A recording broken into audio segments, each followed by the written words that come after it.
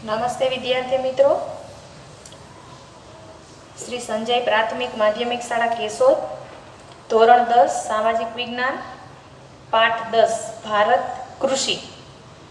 તો પ્રાચીન કાળથી જ કૃષિ ભારતના મોટા ભાગના લોકોની આર્થિક પ્રવૃત્તિ રહી છે। આજે પણ ભારતની અર્થવ્યવસ્થાનો મુખ્ય આધાર કૃષિ રહ્યો છે। ખેતી ભારતનું એક મહત્વનું સંસાધન છે। શ્રમ શક્તિના લગભગ 60% જેટલા લોકો ખેતી કાર્યમાં જોડાયેલા છે। ભારતના લોકો માત્ર ખોરાક પૂરો પાડવા ઉપરાંત ઉદ્યોગો માટે વિવિધ પ્રકારનો કાચો માલ પણ ખેતીમાંથી જ મળે છે। રાષ્ટ્રીય ઉત્પાદનમાં કૃષિનો લગભગ 22% જેટલો હિસ્સો છે। નિકાસમાં પણ ખેતી પાકો અને ખેત પેદાશો લગભગ 18% જેટલો હિસ્સો છે, જેનાથી દેશને દર વર્ષે વિદેશી હુંડિયામણ પ્રાપ્ત થાય છે। ભારતીય અર્થવ્યવસ્થા મુખ્યત્વે ખેતી પર આધારિત છે। આમ ભારત એક કૃષિ પ્રધાન દેશ છે। તો આપણે આ પાઠની અંદર કૃષિના પ્રકારો, કૃષિ પદ્ધતિઓ, ભારતની કૃષિ પેદાશો, કૃષિમાં ટેકનિકલ અને સંસ્થાકીય સુધારા, હરિયાળી ક્રાંતિ, ભારતીય અર્થકારણમાં કૃષિનું યોગદાન, અનાજ સંરક્ષણ, ભારતની ખેતી પર વૈશ્વિકરણની અસર, તો આટલા મુદ્દાઓનો છે આ પાઠમાં આપણે અભ્યાસ કરવાનો છે। અને ફળદ્રુપ જે મેદાનો છે, બારેમાસ પાક લઈ શકાય તેવી અનુકૂળ આબોહવા, સિંચાઈ, કુશળ અને મહેનતુ ખેડૂતો વગેરેને લીધે ભારતના મોટા ભાગના વિસ્તારોમાં 2 કે તેથી વધુ પાકનું વાવેતર કરી શકાય છે। તેમ છતાં ભારતમાં ખેતી ક્ષેત્રે પૂરતો વિકાસ સાધી શકાયો નથી। ભારતનો ખેડૂત એકંદરે ગરીબ અને નિરક્ષર છે। સિંચાઈની અપૂરતી સગવડ, અનિયમિત અને અનિશ્ચિત વરસાદ, વધારે વસ્તી, કુટુંબનું મોટું કદ, નાના કદના ખેતરો, પ્રયોગશીલતા પ્રત્યેનું ઉદાસીન વલણ, રાસાયણિક ખાતર, સુધારેલા બિયારણ, આધુનિક યંત્રો અને વૈજ્ઞાનિક કૃષિ પદ્ધતિનો ઓછો ઉપયોગ, શિક્ષિત વર્ગનું ખેતીમાં ન જોડાવું તેમજ સમાજમાં ખેતીનો કહેવાતો ઉતરતો દરજ્જો વગેરેને લીધે વૈશ્વિક ઉત્પાદન સામે ભારતમાં ઉત્પાદનનું પ્રમાણ ઓછું છે। ખરેખર તો ખેતી એ મહત્વનો વ્યવસાય છે। તો આપણે પહેલો જ પ્રશ્ન આવે છે, કૃષિના પ્રકારો વિશે નોંધ લખો। તો ભારતમાં ખેતીના મુખ્ય 6 પ્રકારો છે। એમાં પહેલી ખેતી આવે છે જીવન નિર્વાહ ખેતી। તો જે ખેતીનું ઉત્પાદન ખેડૂતના પોતાના કુટુંબના ભરણ પોષણમાં જ વપરાઈ જાય તેવી જીવન નિર્વાહ કે આત્મનિર્વાહ ખેતી કહેવાય છે। ભારતના મોટા ભાગના ખેડૂતો પાસે બહુ નાના ખેતરો છે અને કેટલાક પાસે તો છૂટાછવાયા જમીનના ટુકડાઓ છે તથા સિંચાઈની ઉપલબ્ધતા ઓછી છે। ગરીબીને કારણે તેમને ખેતીના આધુનિક ઓજારો, મોંઘા બિયારણો, ખાતરો અને જંતુનાશકોનો ઉપયોગ કરવો પરવડતો નથી। અનાજનું ઉત્પાદન પોતાના કુટુંબના ઉપયોગ જેટલું જ થાય છે। ભારતીય ખેતી આજે પણ મોટા ભાગના વિસ્તારોમાં જીવન નિર્વાહ પ્રવૃત્તિ ગણાય છે। હવે જો અત્યારે તો શું છે તો કે ભાઈ ખેતી જમીન છે એના ટુકડા થઈ ગયા છે કે 100 વીઘા જમીન હોય અને એ 4 ભાઈઓ હોય તો ચારેય ભાઈઓને છે એ 25-25 વીઘા જમીન આવે। પાછા એના સંતાનો 2 હોય તો એને 12.5 વીઘા આવે। એમ વારસાગત જે શું છે તો કે ખેતીનું કદ છે એ વધતું નથી જમીનનું, પણ શું થાય છે તો કે એના કટકા થતા જાય છે અને જેને કારણે છે એ ઉત્પાદન સારું થતું નથી। જંતુનાશક જે દવાઓ છે, બિયારણો છે, ખાતરો છે એ ખેડૂત લઈ નથી શકતો, એટલે એના પ્રમાણમાં છે ઉત્પાદન સારું મળતું નથી। એટલે અનાજ જે થાય છે કુટુંબ પૂરતું મર્યાદિત છે, એટલું જ અનાજ છે એ ઉગાડી શકે છે। એટલે જીવન નિર્વાહ ખેતી તો કે જે ખેતીનું ઉત્પાદન ખેડૂતના પોતાના કુટુંબના ભરણ પોષણમાં જ વપરાય તેવી ખેતીને જીવન નિર્વાહ અથવા તો આત્મનિર્વાહ ખેતી કહેવામાં આવે છે। પછી બીજો આવે છે સૂકી એટલે કે શુષ્ક ખેતી, જ્યાં વરસાદ ઓછો પડે છે, સિંચાઈની સગવડો પણ અલ્પ છે અને માત્ર વરસાદ પર આધારિત તેવા વિસ્તારને સૂકી ખેતી કરવામાં આવે છે અથવા કહેવામાં આવે છે। એટલે કે જ્યાં વરસાદ છે એનું એક તો ઓછો પડતો હોય અને જે વરસાદ ઉપર જ આધારિત હોય એને કેવી ખેતી કહે છે તો કે સૂકી ખેતી કહે છે। આ ખેતીનો આધાર જમીનમાં સચવાતા ભેજ પર રહેતો હોવાથી વર્ષમાં એક જ પાક લઈ શકાય છે। અહીં જુવાર, બાજરી અને કઠોળ જેવા પાકની ખેતી થાય છે। તો તમે જોઈ શકો છો કે ભાઈ ચોમાસામાં 4 મહિના જે વરસાદ પડે છે એ વરસાદ દરમિયાન એક જ પાક એ સારો લઈ શકે છે, બાકી સારો પાક લઈ શકતા નથી, કેમ કે પાણીની અછત હોય છે. તો પાણી વગર છે એ પાક થતો નથી. તો આવા પાકની અંદર જુવાર, બાજરી અને કઠોળ જેવા પાકની છે એ ખેતી થાય છે. ગુજરાતમાં ભાલ પ્રદેશમાં ચોમાસું પૂરું થયા પછી ભેજવાળી જમીનમાં આ રીતે ઘઉં અને ચણાનો પાક છે લેવામાં આવે છે. ચોમાસું પૂરું થઈ જાય પછી જે જમીનમાં નીચે ભેજ હોય છે એને કારણે અમુક ખેડૂતો છે ઘઉં અને ચણાની ખેતી છે એ કરતા હોય છે. પછી ત્રીજો પ્રશ્ન આવે છે આદ્ર. આદ્ર એટલે કે ભીની ખેતી. જ્યાં વધુ વરસાદ પડે છે અને સિંચાઈની સગવડ છે ત્યાં આદ્ર ખેતી થાય છે. યાદ રાખજો, એક તો વધુ વરસાદ પડતો હોય ને સિંચાઈની પણ સગવડ હોય તેવી ખેતીને આદ્ર ખેતી કહે છે. વરસાદ ન પડે કે ઓછો પડે ત્યારે સિંચાઈ દ્વારા વર્ષમાં એક કરતાં વધુ પાક લઈ શકાય છે. હવે ઘણીવાર વરસાદ ન પડે અથવા તો ઓછો પડે તો પણ એની પાસે પાણીની સગવડ હોય છે એટલે વર્ષમાં એક કરતાં વધારે પાક છે એ લઈ શકે છે. તો અહીં ડાંગર, શેરડી, કપાસ, ઘઉં, શાકભાજી વગેરેની ખેતી થાય છે. તમે ચિત્રમાં જોઈ શકો છો કે અહીંયા આ જે પાક છે એ શેરડીનો પાક છે અને ડાંગર છે, કપાસ છે, ઘઉં છે, શાકભાજી વગેરે જેવા છે એ પાકો લઈ શકે છે અને એની ખેતી કરે છે. ચોથું, સ્થળાંતરિત અથવા તો ઝૂમ ખેતી. તો ગીચ જંગલોના પ્રદેશોમાં આ પ્રકારની ખેતી કરવામાં આવે છે. તેમાં જંગલોના વૃક્ષો કાપીને કે બાળીને જમીન સાફ કરી ખેતી કરવામાં આવે છે. જો હવે ઝૂમ ખેતી છે ક્યાં થાય છે તો કે જ્યાં ગીચ જંગલ પ્રદેશ હોય ત્યાં ખેતી કરવામાં આવે છે અને તે જંગલોના વૃક્ષોને કાપી નાખવામાં આવે. એટલે તમે અહીંયા ચિત્રમાં જોઈ શકો છો કે પહેલાં એને શું કરે છે તો કે બાળી નાખે છે, પછી જે એના આવા થડ જેવું વધે છે એને શું કરે છે તો કે ત્યાંથી એકદમ કાઢી નાખે છે અને ખેતર છે જેવું એકદમ સાફ બનાવી નાખે છે. પછી એની અંદર શું કરે છે તો કે ખેતી કરે છે. 2-3 વર્ષ બાદ જમીનની ફળદ્રુપતા ઘટતા તે વિસ્તાર છોડી બીજા વિસ્તારમાં સ્થળાંતર કરી એ જ પદ્ધતિથી ખેતી કરવામાં આવે છે. આ ખેતીમાં ઉત્પાદન ખૂબ ઓછું થાય છે. હવે જ્યાં સુધી જમીનની અંદર છે ફળદ્રુપતા હશે એટલો સમય 2 કે 3 વર્ષ છે એ ખેડૂત ત્યાં ખેતી કરશે. પછી ત્યાંથી શું થશે તો કે ત્યાંથી આગળ તરફ વધશે એટલે બીજા જે જંગલ વિસ્તાર છે ત્યાં છે વૃક્ષો છે કાપી નાખશે અને બાળી નાખશે અને ખેતી લાયક જમીન છે બનાવી અને 2-3 વર્ષ સુધી જ્યાં સુધી એની ફળદ્રુપતા હશે ત્યાં સુધી એને ખેતી કરશે. પછી શું થશે તો કે આગળ વધી જશે. એટલે આ ખેતીને કેવી કહેવાય તો કે સ્થળાંતરિત. એક જગ્યાએ એને વાવેતર વાવ્યા પછી ઉપયોગમાં 2-3 વર્ષ મળી ગયા પછી ઉત્પાદન થઈ ગયું પછી શું કરે તો કે હવે અહીંયા કંઈ મળે એમ છે નહીં ઉત્પાદન સારું તો શું થાય તો કે આગળ વધી જાય એટલે એને સ્થળાંતરિત ખેતી કહેવામાં આવે છે. પાંચમું આવે છે બાગાયતી ખેતી.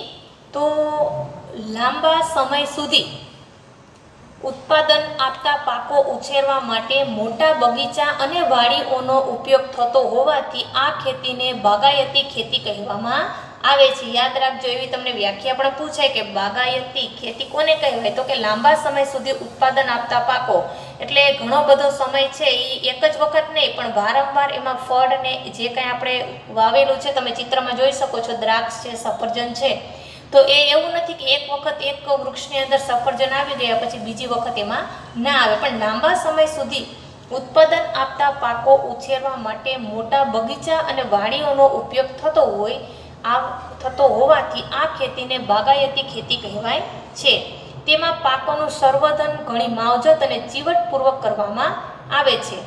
તેને માટે મોટી મૂડી, સુદૃઢ આયોજન, ટેકનિકલી જ્ઞાન, યંત્રો, ખાતરો, સિંચાઈ, પરિરક્ષણ, સંગ્રહણ અને પરિવહનની પૂરતી સગવડો વગેરેની જરૂર પડે છે. હવે જો તમારે લાંબા ગાળાની આ ખેતી હોય એટલે કે તમારે શું કરવું પડે તો કે ભાઈ એક તો મૂડીનું રોકાણ કરવું પડે, તમારે એનું આયોજન કરવું પડે, તમને ટેકનિકલી જ્ઞાન હોવું જોઈએ કે ભાઈ આ જે ફળ છે તો એના માટે કેવું ખાતર જરૂરી છે, કેટલું પાણી જરૂરી છે, એ બધું તમને ખબર હોવી જોઈએ તો તમને ઉત્પાદન છે એ સારું મળશે. અહીં ચા, કોફી, કોકો, સિંકોના એક પ્રકારની વનસ્પતિ છે, રબર, નાળિયેરી, ફળફળાદી વગેરેનો પાક છે લેવામાં આવે છે.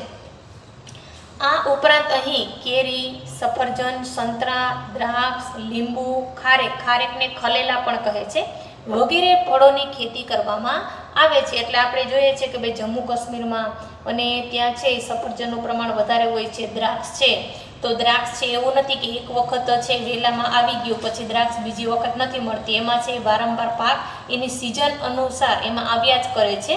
આંબાનું પણ એવું છે કેરીની અંદર કે ભાઈ મોટું બધું જે વિસ્તાર હોય જગ્યા હોય એની અંદર આંબા છે એ વાવી દેવામાં આવે અને અમુક સમય થાય એટલે મોટા થઈ જાય પછી દર વર્ષે એની અંદર કેરી છે એની ઋતુ પ્રમાણે આવ્યા જ કરે છે અને ખેડૂતને છે એમાંથી ફાયદો થતો હોય છે.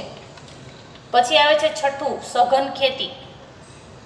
તો જ્યાં સિંચાઈની સારી સગવડ છે ત્યાંનો ખેડૂત વર્ષમાં એકથી વધુ પાક લઈ સારું કૃષિ ઉત્પાદન કરી શકે છે.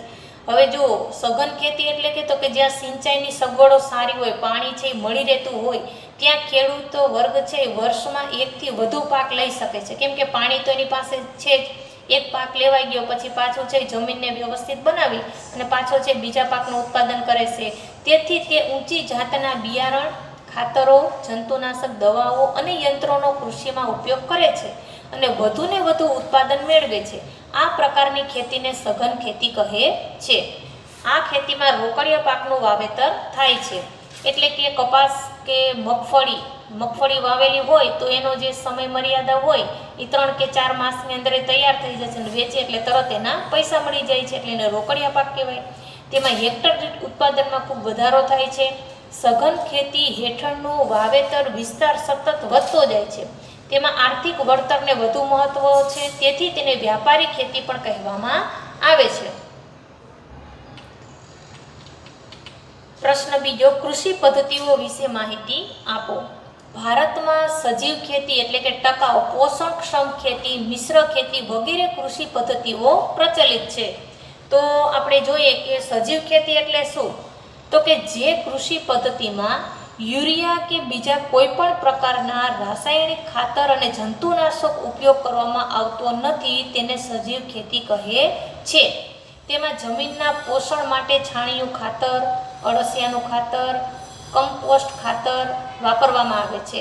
તેમાં પાકના સંરક્ષણ માટે ગૌમૂત્ર, લીમડાનું દ્રાવણ, છાશ વગેરેનો ઉપયોગ કરવામાં આવે છે. એટલે કે આપણે જે કહીએ છીએ કે કૃત્રિમ જે રાસાયણિક ખાતરો અને જંતુનાશક જે દવાઓને છે એનો ઉપયોગ કરવામાં આવતો નથી, પણ એને શું તો કે ગૌમૂત્ર છે, લીમડાનું દ્રાવણ છે, ખેડૂતો છે એ છાશ અમુક વર્ષો સુધી શું કરે તો કે એને સાચવી રાખે છે અને એનું એક પ્રકારનું એસિડ જેવું બની જાય છે જે પાકની અંદર ઉપયોગી થાય એની અંદર એ ઉપયોગ કરે છે. એટલે જે કંઈ પણ જીવાતોને હોય છે એ શું થાય છે, મરી જાય છે અને સારું એવું ઉત્પાદન છે ખેડૂતને મળી રહે છે. સજીવ ખેતી જૈવિક ખેતીની પેદાશો પોષણયુક્ત હોય છે. તેમાં કુદરતી સ્વાદ અને મીઠાશ અને સોડમ હોય છે. જો આપણે જે કુદરતી રીતે કેરી પાકેલી હોય અને જે કૃત્રિમ રીતે પાકેલી હોય એમાં ફરક હોય. આપણે જેને કાર્બેટર મૂકીને જે કેરી પકવે છે એના સ્વાદમાં ફેર હોય છે અને જે કુદરતી રીતે ઝાડની અંદર જે કેરી પાકે છે એનો સ્વાદ અને જે કાર્બેટર મૂકીને જે પકવવામાં આવે છે કૃત્રિમ રીતે એનો સ્વાદમાં શું હોય છે તો કે ફરક હોય છે. એટલે જે આપણે કહી શકીએ કે ભાઈ કુદરતી રીતે હોય એનો સ્વાદ છે, એની મીઠાશ છે, એની સોડમ છે એ ખૂબ જ સારી હોય છે અને એ શરીરને પણ નુકસાન પણ કરતું નથી. તેમાં ખનિજ, વિટામિન અને જીવન શક્તિ આપતા તત્વો હોય છે. સજીવ ખેતીની પેદાશોની માંગ ખૂબ રહે છે, તેથી ખેડૂતોને આર્થિક વળતર પણ સારું મળે છે. ત્યાર પછી આવે છે ટકાઉ ખેતી. તો આ ખેતીમાં જમીનની ફળદ્રુપતા લાંબા સમય સુધી જાળવવા માટે પાકની ફેરબદલી, પોષણ માટે રાસાયણિક ખાતરોની જરૂરિયાત પૂરતો જ ઉપયોગ, કીટક અને નીંદણ નિયંત્રણ માટે જંતુનાશકોને બદલે જૈવિક નિયંત્રણ, જળ સંરક્ષણ વગેરે બાબતોની છે એ પૂરતી કાળજી લેવામાં આવે છે. મિશ્ર ખેતી. તો આ પ્રકારની ખેતીમાં ખેતીની સાથે સાથે પશુપાલન, મરઘા બતકા ઉછેર, મધમાખી ઉછેર, મત્સ્ય ઉછેર જેવી પ્રવૃત્તિઓ કરવામાં આવે છે. તમે અહીંયા જોઈ શકો છો ચિત્રમાં, અહીંયા મધમાખીનું છે, અહીંયા બતકા છે અને અહીંયા માછલીઓ છે, તમે જોઈ શકો છો. તો આ કેવી ખેતી છે તો કે મિશ્ર ખેતી છે. ત્રીજું, ભારતમાં ઋતુઓના સંદર્ભમાં કૃષિ પાકને કયા વિભાગમાં વહેંચવામાં આવ્યા છે? તો ભારતમાં ઋતુઓના સંદર્ભમાં કૃષિ પાકને 3 વિભાગમાં વહેંચવામાં આવ્યા છે. પહેલું છે ખરીફ એટલે કે ચોમાસુ પાક, બીજું રવિ એટલે શિયાળુ પાક અને ત્રીજું જાયદ એટલે ઉનાળુ પાક. તો ચોમાસામાં લેવામાં આવતા પાકને ખરીફ પાક કહે છે. પાકનો સમયગાળો શું છે તો કે જૂનથી જુલાઈ સુધી અને ઓક્ટોબરથી નવેમ્બર સુધીનો હોય છે. અને ડાંગર, મકાઈ, જુવાર, બાજરી, કપાસ, તલ, મગફળી, મઠ, મગ વગેરે શું છે તો કે ખરીફ પાક છે. રવિ પાક એટલે એને શિયાળો પાક પણ કહે છે. શિયાળામાં લેવામાં આવતા પાકને રવિ પાક કહે છે.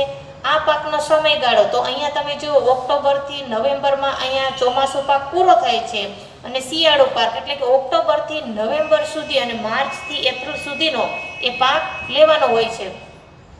એમાં ઘઉં, ચણા, જવ, સરસવ, રાયડો, અળસી વગેરે છે એ બધા રવિ પાક છે. અને ત્રીજું આવે છે જાયદ એટલે કે ઉનાળુ પાક. ઉનાળામાં લેવામાં આવતા પાકને જાયદ પાક કહે છે. પાકનો સમય માર્ચથી જૂન સુધીનો હોય છે. તેમાં ડાંગર, મકાઈ, મગફળી, તલ, બાજરી તથા તરબૂચ, કાકડી, શક્કરટેટી વગેરે જાયદ પાક છે. તો તમને પરીક્ષાની અંદર પણ તફાવત પૂછાઈ શકે કે ખરીફ પાક અને રવિ પાક અને જાયદ પાક અથવા તો જાયદ પાક અને ખરીફ પાક એટલે ગમે તે રીતે પૂછાઈ શકે, પણ તમને આટલી વસ્તુ યાદ હોવી જોઈએ. પછી ચોથું આવે છે ભારતની મુખ્ય કૃષિ પેદાશો જણાવો. તો ભારતમાં જમીન અને આબોહવાના વૈવિધ્યને લીધે નીચે પ્રમાણેની વિવિધ કૃષિ પેદાશો થાય છે. તો ભારતની મુખ્ય કૃષિ પેદાશો કઈ કઈ છે તો કે ધાન્ય પાકમાં ડાંગર, ઘઉં, જુવાર, મકાઈ અને જવ. કઠોળમાં તુવેર, મગ, ચણા, વટાણા, વાલ, મઠ, અડદ અને મસૂર. તેલીબિયામાં મગફળી, તલ, સોયાબીન, એરંડા, સરસવ, સૂર્યમુખી, નાળિયેર અને અળસી. પીણામાં ચા, કોફી, કોકો. રોકડિયા પાકમાં કયા કયા આવશે? કપાસ, શેરડી, શણ, તમાકુ અને રબર. ઔષધીય મસાલા પાક તો ઔષધ તરીકે કયા કયા આવશે મસાલામાં? જીરું, વરિયાળી, ઈસબગુલ, ધાણા, મેથી, અજમો, કાળા મરી અને લસણ. ફળમાં કેરી, કેળા, ચીકુ, પપૈયા, દ્રાક્ષ, બોર, સફરજન અને જામફળ. શાકભાજીમાં બટાકા, રીંગણ, ડુંગળી, ટામેટા, દૂધી, તુરિયા, ભીંડા, કોબીજ, ફ્લાવર અને વિવિધ ભાજી. તો આ બધા શું છે તો કે ભારતની મુખ્ય છે એ કૃષિ પેદાશો છે. પછી પાંચમો પ્રશ્ન આવે છે ડાંગર ભારતનો સૌથી અગત્યનો પાક છે, સમજાવો. જો આવો તમને પ્રશ્ન પણ પરીક્ષાની અંદર પૂછાઈ શકે તો તમારે અહીંયા નીચે જે કંઈ પણ મુદ્દાઓ આપેલા છે એ તમારે લખવા પડશે. ડાંગર ભારતનો ખૂબ જ મહત્વનો ધાન્ય પાક છે. ભારતના કુલ વાવેતર વિસ્તારના ચોથા ભાગમાં ડાંગરનું વાવેતર થાય છે અને વિશ્વમાં ડાંગરના ઉત્પાદનમાં ભારતનું સ્થાન ચીન પછી બીજું છે. યાદ રાખજો, વિશ્વની અંદર જ્યારે વાત થાય છે ત્યારે ભારતનું સ્થાન ચીન પછી બીજા નંબરે આપણો દેશ છે એ ડાંગરના ઉત્પાદનમાં આવે છે. ડાંગર ઉષ્ણકટિબંધનો ખરીફ પાક છે. સિંચાઈની સગવડ હોય ત્યાં ઉનાળામાં પણ તેનો પાક લઈ શકાય છે. એટલે જે પાણીની સગવડ સારી હોય તો ઉનાળાની અંદર પણ છે આ પાક લઈ શકાય છે. તેને નદીઓના મેદાનની કે મુખ ત્રિકોણ પ્રદેશની કાંપની ફળદ્રુપ જમીન, ગરમ અને ભેજવાળી આબોહવા, 100 સેમી કે તેથી વધુ વરસાદ અને લઘુત્તમ 20 સેલ્સિયસ તાપમાન છે એ માફક આવે છે. તો ભારતમાં પશ્ચિમ બંગાળ, તમિલનાડુ, આંધ્રપ્રદેશ, તેલંગાણા, બિહાર, ઉત્તર પ્રદેશ, ઓડિશા અને છત્તીસગઢ મુખ્ય ઉત્પાદક રાજ્યો છે. હવે ડાંગર છે એ કયા કયા રાજ્યમાંથી વધારે પડતું છે એ મળે છે તો યાદ રાખજો, પશ્ચિમ બંગાળ, તમિલનાડુ, આંધ્રપ્રદેશ, તેલંગાણા, બિહાર, ઉત્તર પ્રદેશ, ઓડિશા, છત્તીસગઢ આ બધા એના મુખ્ય રાજ્યો છે. અને પશ્ચિમ બંગાળ, ઉત્તર પ્રદેશ, તમિલનાડુ, આંધ્રપ્રદેશ અને બિહાર જેવા રાજ્યોમાં વર્ષમાં 2 વખત પાક લેવામાં આવે છે. ગુજરાતમાં પંચમહાલ, ખેડા, અમદાવાદ, સુરત, તાપી, આણંદ, વલસાડ વગેરે જિલ્લાઓમાં ડાંગર પાકે છે. તો ડાંગરના પાકને છે પાણીની વધુ જરૂર રહે છે. તેના ખેતરમાં પાણી સતત ભરી રાખવાને બદલે ફુવારા પદ્ધતિથી સિંચાઈ કરીને ઓછા પાણીથી પણ ડાંગરને પાક લઈ શકાય છે. હવે ડાંગરના પાકને છે પાણી ખૂબ જરૂરિયાત રહે છે અને જ્યાં પાણી ઓછું હોય ત્યાં ફુવારા પદ્ધતિથી પણ સિંચાઈ કરી અને ડાંગરનો પાક છે એ લઈ શકાય છે. તમે બાજુના ચિત્રમાં જોઈ શકો છો કે ડાંગર છે તમને બતાવેલી છે. ભારતના લગભગ 50% વસ્તી ખોરાકમાં ચોખાનો ઉપયોગ કરે છે. એટલે ભારતની અંદર 50% લોકો તો એવા જ છે કે જે દરરોજ છે એ ચોખાનો ઉપયોગ ખોરાક તરીકે કરે છે. ત્યાર પછીનો છઠ્ઠો પ્રશ્ન આવે છે કે ભારતનો ઘઉંનો પાક સવિસ્તાર વર્ણવો. એવો પ્રશ્ન પૂછાઈ શકે કે ઘઉંને અનાજનો રાજા શા માટે કહેવામાં આવે છે? તો તમારે નીચે મુજબના જે આપણે અભ્યાસ કરવાના છે તે બધા મુદ્દાઓ તમારે લખવાના રહેશે. ભારતમાં ડાંગર પછીનો મહત્વનો ધાન્ય પાક ઘઉં છે. ભારતના 1/3 ખેતભૂમિ પર ઘઉંની ખેતી થાય છે. તે દેશના સમશીતોષ્ણ કટિબંધનો રવિ પાક છે. તેને ફળદ્રુપ ગોરાડું કે કાળી જમીન અને 75 સેમી જેટલો વરસાદ માફક આવે છે. યાદ રાખજો, તેને કેવી જમીન જોઈએ? તો કે ફળદ્રુપ અને ગોરાડું કે કાળી જમીન જોઈએ.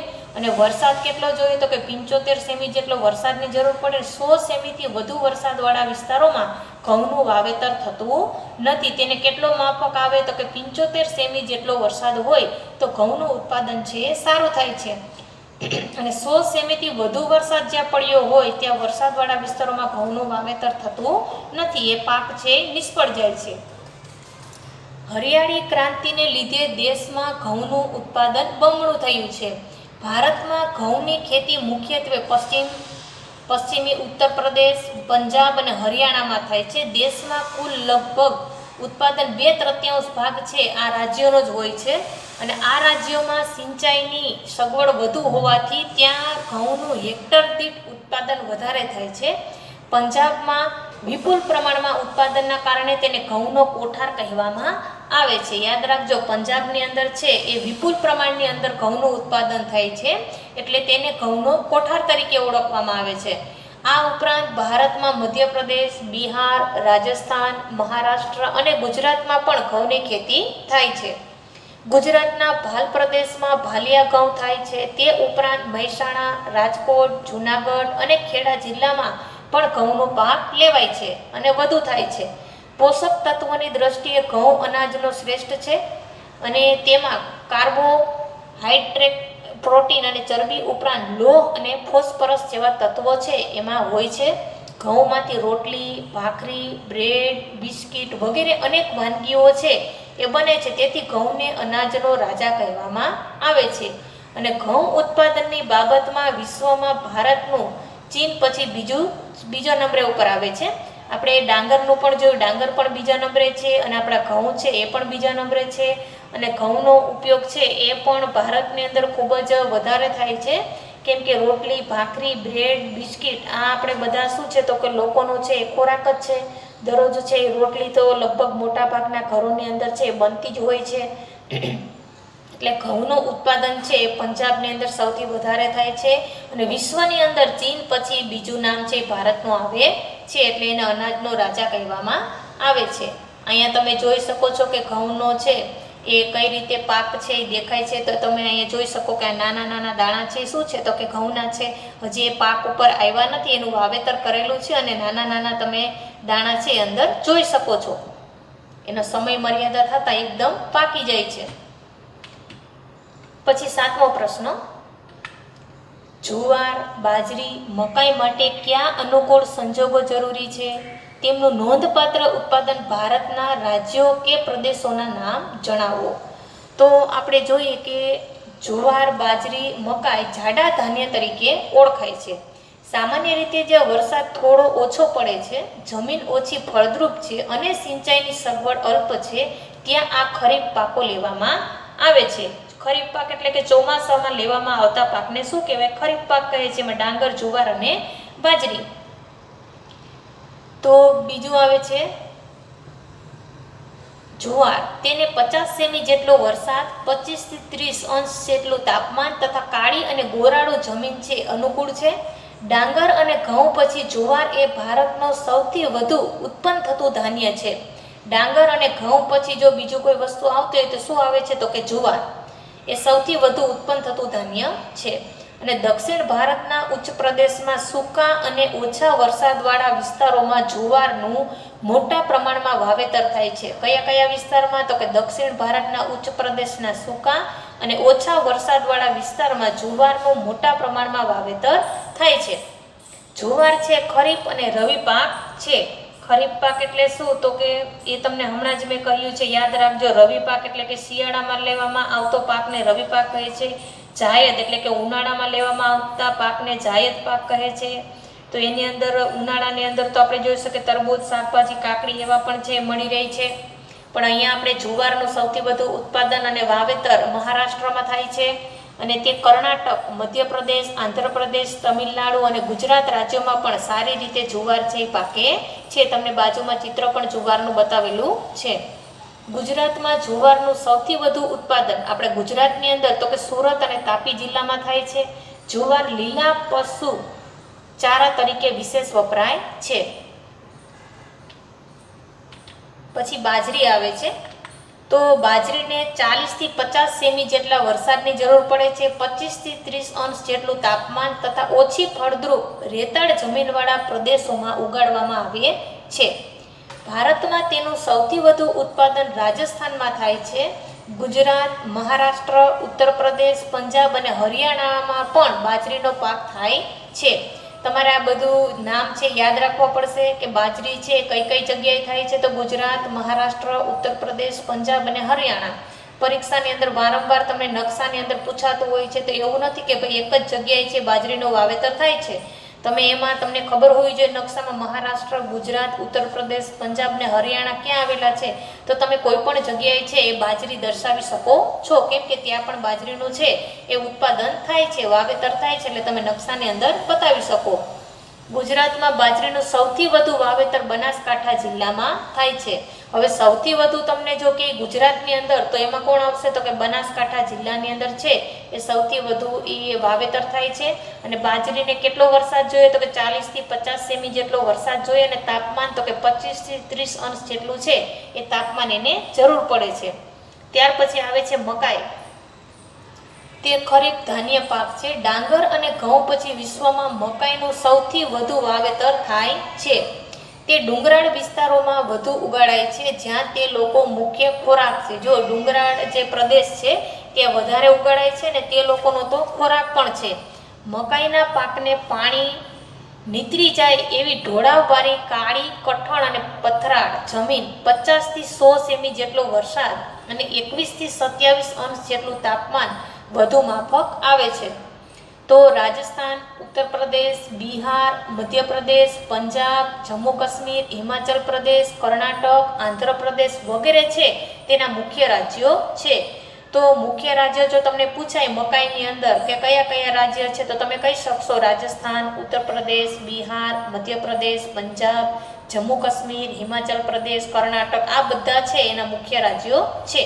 ત્યાં તમને મકાઈનું વાવેતર જોવા મળશે ને બાજુમાં તમે એનું ચિત્ર પણ જોઈ શકો છો.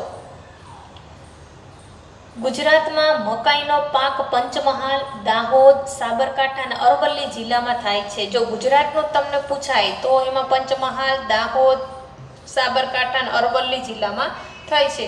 મકાઈમાં મુખ્યત્વે સ્ટાર્ચ, તેલ, પ્રોટીન, બાયોફ્યુઅલ જેવા ઘટકો હોવાથી તેનો ઉપયોગ ઔદ્યોગિક ઉત્પાદનમાં થાય છે. તમે મકાઈની ધાણી પણ ખાધી હશે. તેને શેકવામાં આવે એટલે મોટો મોટો છે એ દાણા નાનામાંથી મોટી બધી ધાણી બની જાય છે અને મેળાની અંદર ખાસ કરીને ખૂબ વેચાતી હોય છે અને લોકો છે એ ખૂબ જ ખાતા હોય છે. પછી 8મો, ભારતના કઠોળના પાક વિશે માહિતી આપો. તો અહીંયા તમને કઠોળના ચિત્ર બધા બતાવેલા છે કે શાકાહારી લોકો માટે કઠોળ એ પ્રોટીનનો મુખ્ય સ્ત્રોત. જે શાકાહારી છે, જે માંસ નથી ખાતા એના માટે કઠોળ છે મુખ્ય સ્ત્રોત છે. કે મોટાભાગે દાળ ભાત છે એ તુવેર દાળનો વધુ ઉપયોગ થતો હોય છે. અહીંયા તમે જોઈ શકો ચણા છે, ચોરી છે, તુવેર, મગ, અડદ, મઠ બધા પ્રકારના કઠોળો તમને બતાવેલા છે. તો ભારતમાં જુદી જુદી ઋતુમાં તુવેર, મગ, ચણા, વટાણા, વાલ, મઠ, અડદ, મસૂર વગેરે કઠોળો છે એ થાય છે. અહીંયા તમને આ બંને કઠોળો છે એકદમ સરખા લાગે છે પણ એને તમે પલાળો અને પછી જે બહાર નીકળે અંદરથી તો તમને ખબર પડશે કે ભાઈ અડદ છે કે મસૂર છે કે શું છે એ પાકની તમને ખ્યાલ આવશે. આમ બંને કાળા લાગે છે પણ એનો છે એ બીજ ઉપરથી ફોતરી નીકળી જાય પછી તમને ખ્યાલ આવે કે ભાઈ આ કયો પાક છે, કયો કઠોળ છે. વધુ વરસાદવાળા વિસ્તારો સિવાય લગભગ બધા જ રાજ્યોમાં જુદા જુદા કઠોળનો પાક લેવામાં આવે છે. ભારતમાં મધ્યપ્રદેશ, રાજસ્થાન, ઉત્તર પ્રદેશ, મહારાષ્ટ્ર, ઓડિશા, બિહાર, આંધ્રપ્રદેશ વગેરે રાજ્યો કઠોળનો મુખ્ય ઉત્પાદક રાજ્યો છે. અહીંયા કઠોળ છે એ વધારે પકવવામાં આવે છે. ગુજરાતમાં તુવેરનું વડોદરામાં જિલ્લામાં, મગમઠનું કચ્છ જિલ્લામાં અને અડદનું પાટણ જિલ્લામાં સૌથી વધુ વાવેતર થાય છે. યાદ રાખજો, તુવેર દાળ વધારે ક્યાં પાકે છે તો કે વડોદરા જિલ્લામાં, મગ અને મઠ કચ્છ જિલ્લામાં અને અડદ છે એ પાટણ જિલ્લામાં સૌથી વધુ એનું વાવેતર થાય છે. કઠોળના પાક દ્વારા જમીનમાં નાઇટ્રોજનનું પુનઃસ્થાપન થાય છે. તેથી ધાન્ય પાકની સાથે કે ધાન્ય પાકો પછી જમીનની ફળદ્રુપતા જાળવવા કઠોળનું આંતરપાક તરીકે વાવેતર કરવામાં આવે છે. ત્યાર પછીનો મુદ્દો 9મો પ્રશ્ન આવે છે કે ભારતમાં તેલીબિયા પાક વિશે સવિસ્તાર જણાવો.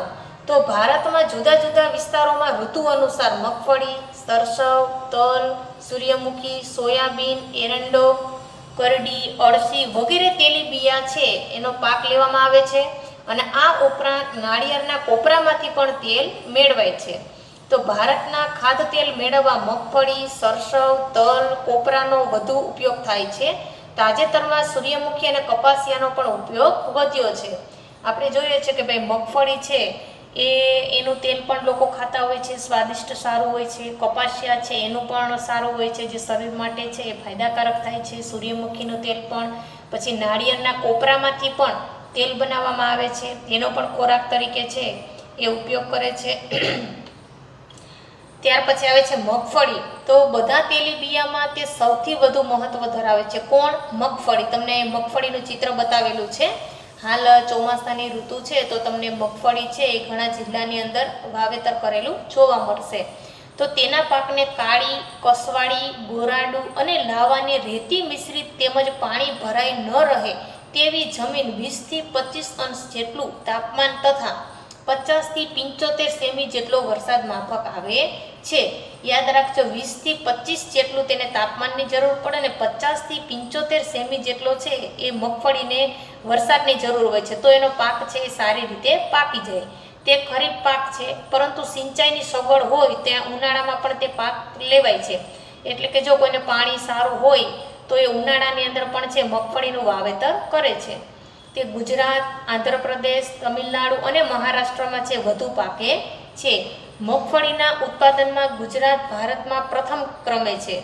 હવે મગફળીનું જો સૌથી વધુ ભારતની અંદર જોઈએ કે કયા રાજ્યમાં ઉત્પાદન થાય છે તો એમાં આપણું ગુજરાત રાજ્ય આવશે. અને ગુજરાતમાં મગફળીનું ઉત્પાદન કયા કયા જિલ્લામાં? તો જૂનાગઢ, ગીર સોમનાથ, અમરેલી, રાજકોટ, ભાવનગર વગેરે જિલ્લાઓમાં મગફળીનું વાવેતર છે એ સૌથી વધુ થાય છે. ગુજરાતમાં મગફળીમાંથી બનાવેલું સિંગતેલ ખાદ્ય તેલ તરીકે વપરાય છે. મગફળીનો તો ઘણી રીતે ઉપયોગ થતા હોય છે. ચીકી બનાવવામાં થાય છે, સિંગ બનાવવામાં થાય છે, તેલ બનાવવામાં થાય છે. તો ઘણી રીતે છે ખૂબ જ ઉપયોગી છે અને એની અંદરથી છે પૌષ્ટિક પ્રોટીન પણ આપણને સારા પ્રમાણમાં છે એવું મળી રહે છે. બીજું આવે છે તલ. તેનો પાક વર્ષા આધારિત છે. આથી તે ઉત્તર ભારતમાં ખરીફ પાક છે અને દક્ષિણ ભારતમાં તેનો પાક શિયાળાની ઋતુમાં લેવાય છે. હવે જો આ જે તલ છે એ વર્ષા આધાર એટલે વરસાદ ઉપર આધાર રાખતો આ પાક છે અને તે ઉત્તર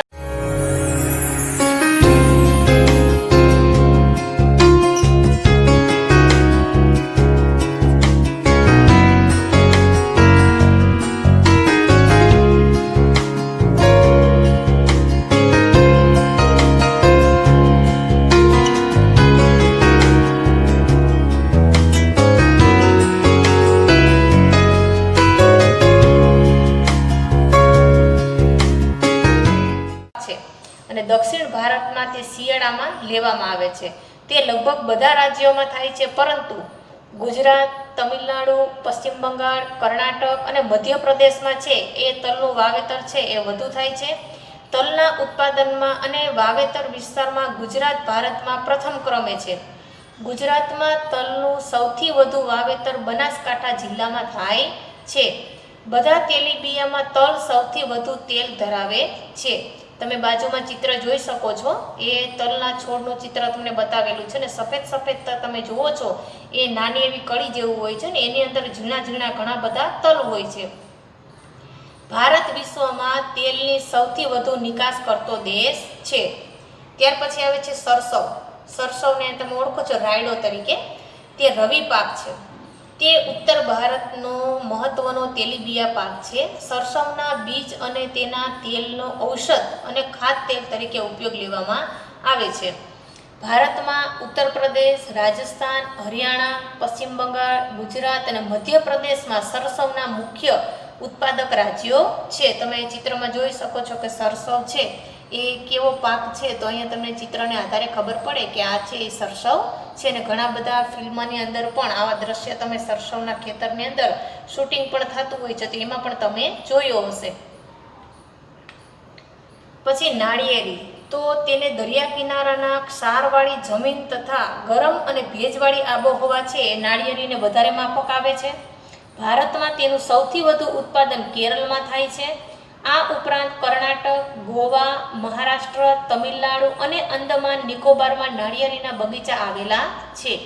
ઓછી ઊંચાઈ ધરાવતી અને વધુ ઉત્પાદન આપતી નાળિયેરીની જાતો વિકસાવવામાં આવી છે. જો એક તો ઓછી ઊંચાઈ હોય અને વધારે છે એ ઉત્પાદન આપણે જોતું હોય તો શું કરવું પડે, તો કે જો બહુ ઊંચાઈ ઉપર નાળિયેરી હોય તો એને જે પોષણ મળવું જોઈએ બહુ ઊંચે સુધી પહોંચી નથી શકતું. બીજા નંબરની અંદર કે એને નીચે જ્યારે નાળિયેર આપણે ઉતારવા હોય તો પણ બહુ ઊંચાઈ ઉપર હોય તો ઉતારવામાં પણ થોડીક સમસ્યા રહે છે.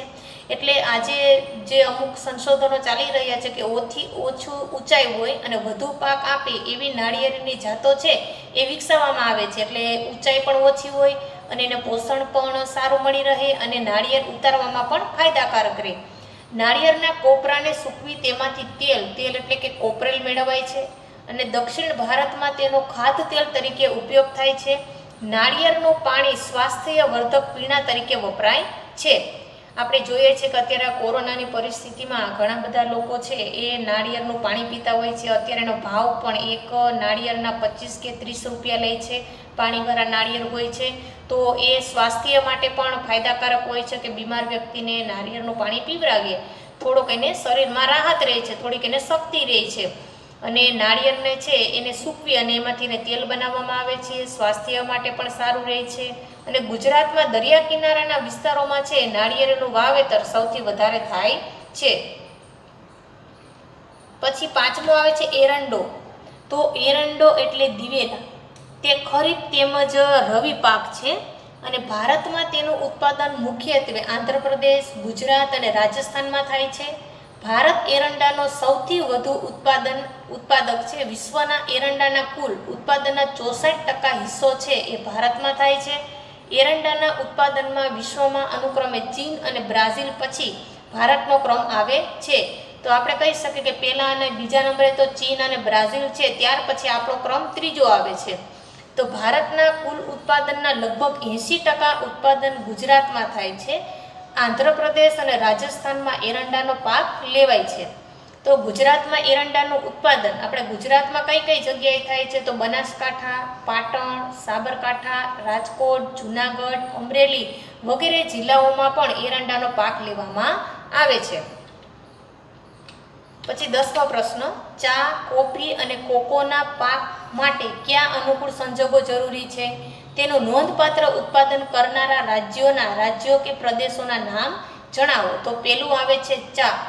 તેનો પાક માટે લોહ તત્વવાળી અને પાણી સહેલાઈથી વહી જાય તેવી ઢોળાવવાળી જમીન જરૂરી છે. એટલે તમે અહીંયા ચિત્રમાં જોઈ શકો છો કે અહીંયા છે ઢોળાવવાળી જમીન હોય છે. એટલે વરસાદ આવે એટલે શું થાય, તો કે અહીંયાથી પાણી છે શું થાય, તો કે એકદમ નીચે ઉતરી જાય છે. પાક પાસે એટલું બધું પાણી રહેતું નથી અને ભરાઈને ન રહે તો જ છે એ સારો પાક લઈ શકાય.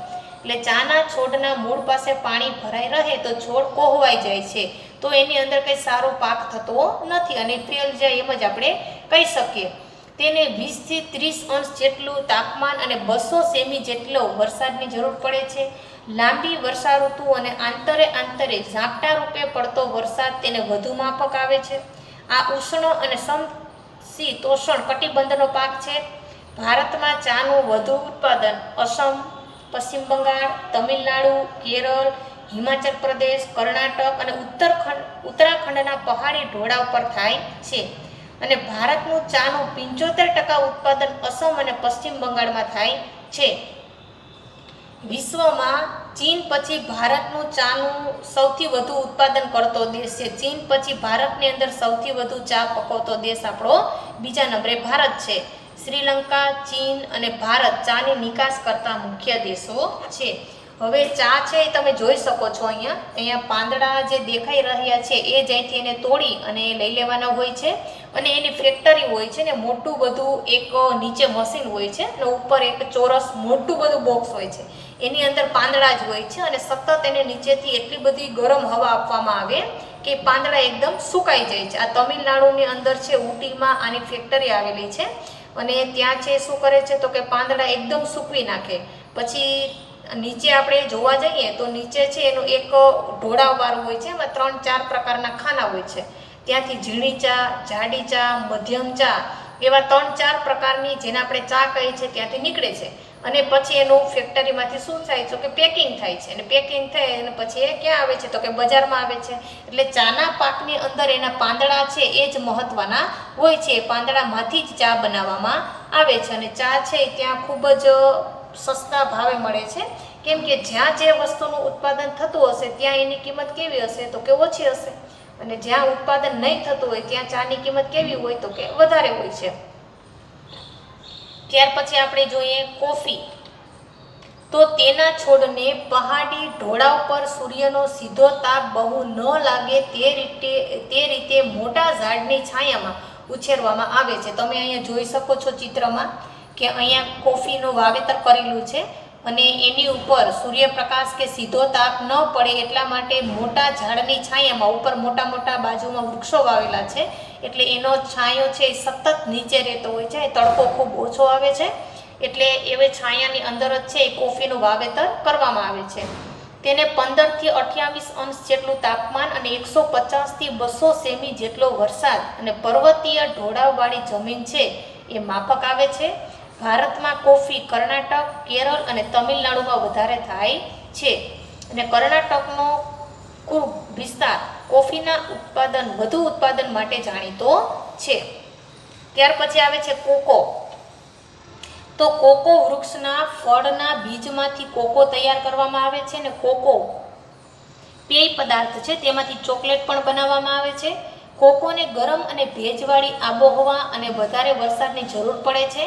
કોકોનું ઉત્પાદન આફ્રિકાના દેશોમાં થાય છે અને ભારતમાં તેનું વાવેતર અને ઉત્પાદન કેરળ, કર્ણાટક, આંધ્રપ્રદેશ અને તમિલનાડુમાં થાય છે. તમે અહીંયા ચિત્રમાં જોઈ શકો છો કે પપૈયા જેવું એ ફળ હોય છે અને સીતાફળની અંદર જે રીતે બી નીકળે છે એ રીતે જ અહીંયા એના બીજ આપેલા છે. એનો ભૂકો કરી અને પછી એનું અમુક પ્રકારનું જે એનું ભેળવવાનું આવતું હોય છે લિક્વિડને જે તે હોય પછી એમાંથી ચોકલેટ બનાવવામાં આવે છે અને અલગ અલગ એને ફ્લેવર આપવામાં આવે છે.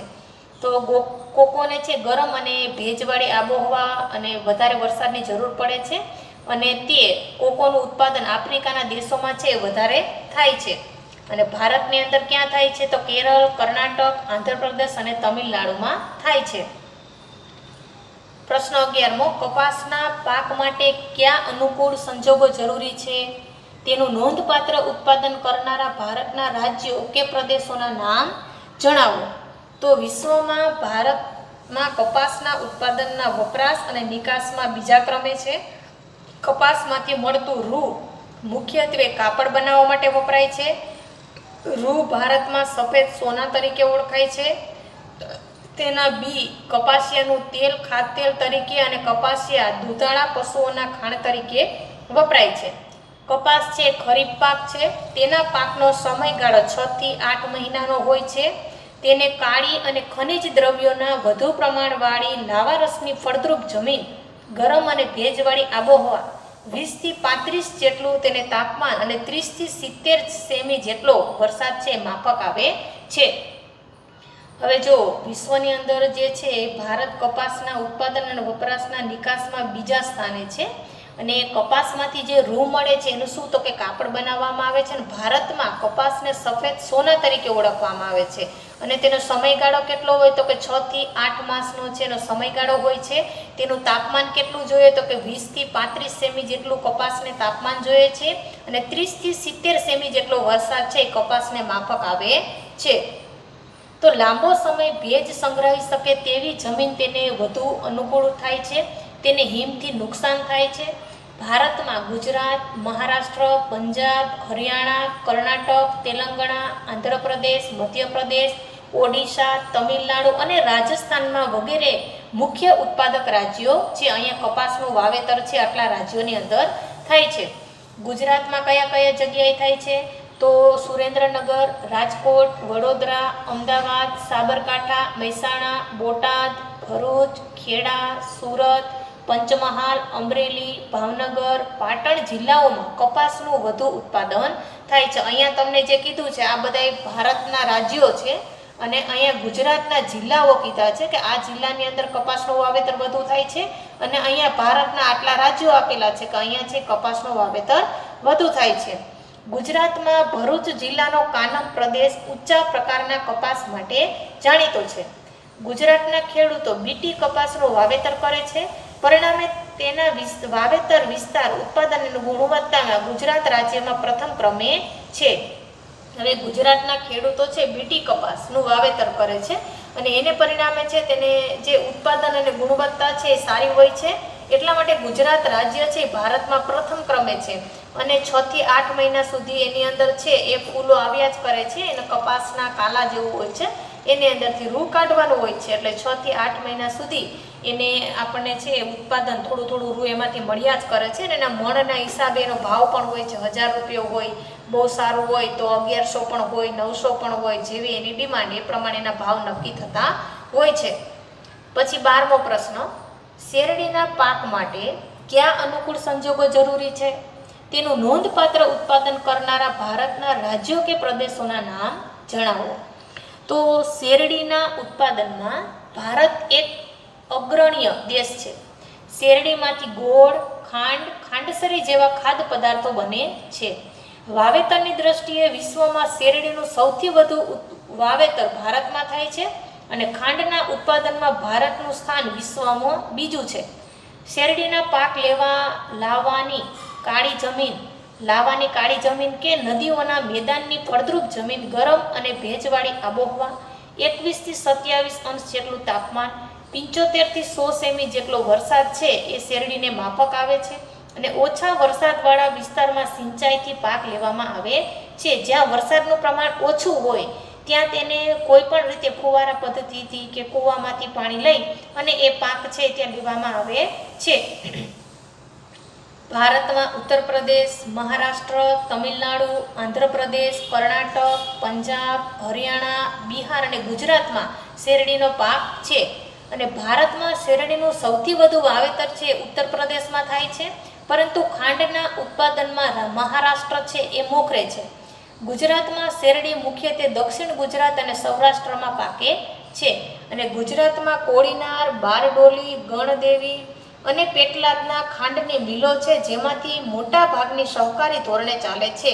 એમાં બારડોલી જે મિલ છે એ ખૂબ જ જૂની છે અને તે ખૂબ જ ત્યાં શેરડીનું છે એ આપણે શેરડી મોકલે તેમાંથી ખાંડને જે કંઈ પણ બધું બનાવવામાં આવે છે ત્યાં જ બધું બને છે. ગોળ છે, ખાંડ છે, એમાં જૂની જો આપણે મિલ કહી શકીએ તો એ બારડોલીની છે.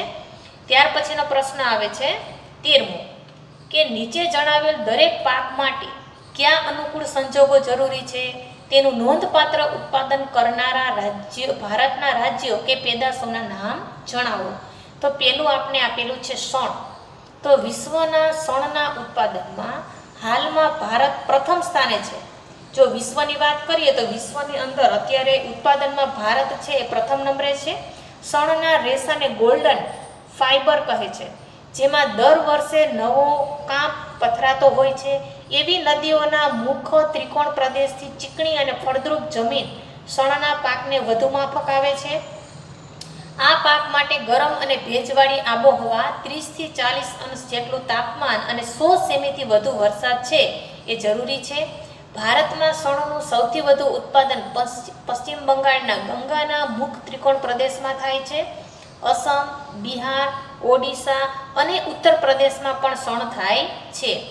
શણમાંથી સૂતડી, કંતાન, કોથળા, સાદડી, દોરડા, થેલીઓ, પગરખા અને હસ્તકારીગીરીના નમૂના બને છે. તમે અહીંયા ચિત્રમાં જોઈ શકો છો, તમને શણનું ચિત્ર બતાવેલું છે. તો તેમાંથી ઘણી બધી વસ્તુઓ છે બને છે અને જે આપણે રોજબરોજની અંદર ઉપયોગની અંદર પણ લેતા હોઈએ છીએ. ત્યાર પછી આવે છે તમાકુ. તો તમાકુ એક ખરીફ પાક છે અને તમાકુ પાકને રેતાળ અને ગોરાળુ જમીન 20 અંશ જેટલું તાપમાન 100 સેમી જેટલો વરસાદ છે એને માફક આવે છે તમાકુને. અને જ્યાં વરસાદ ઓછો પડે છે ત્યાં સિંચાઈથી પણ પાક લેવામાં આવે છે. તમાકુ પાક માટે આબોહવા કરતાં જમીનનું મહત્વ વધારે છે. ભારતમાં આંધ્રપ્રદેશ, ગુજરાત, ઉત્તર પ્રદેશ, કર્ણાટક તમાકુ છે એ વધુ પાકે છે.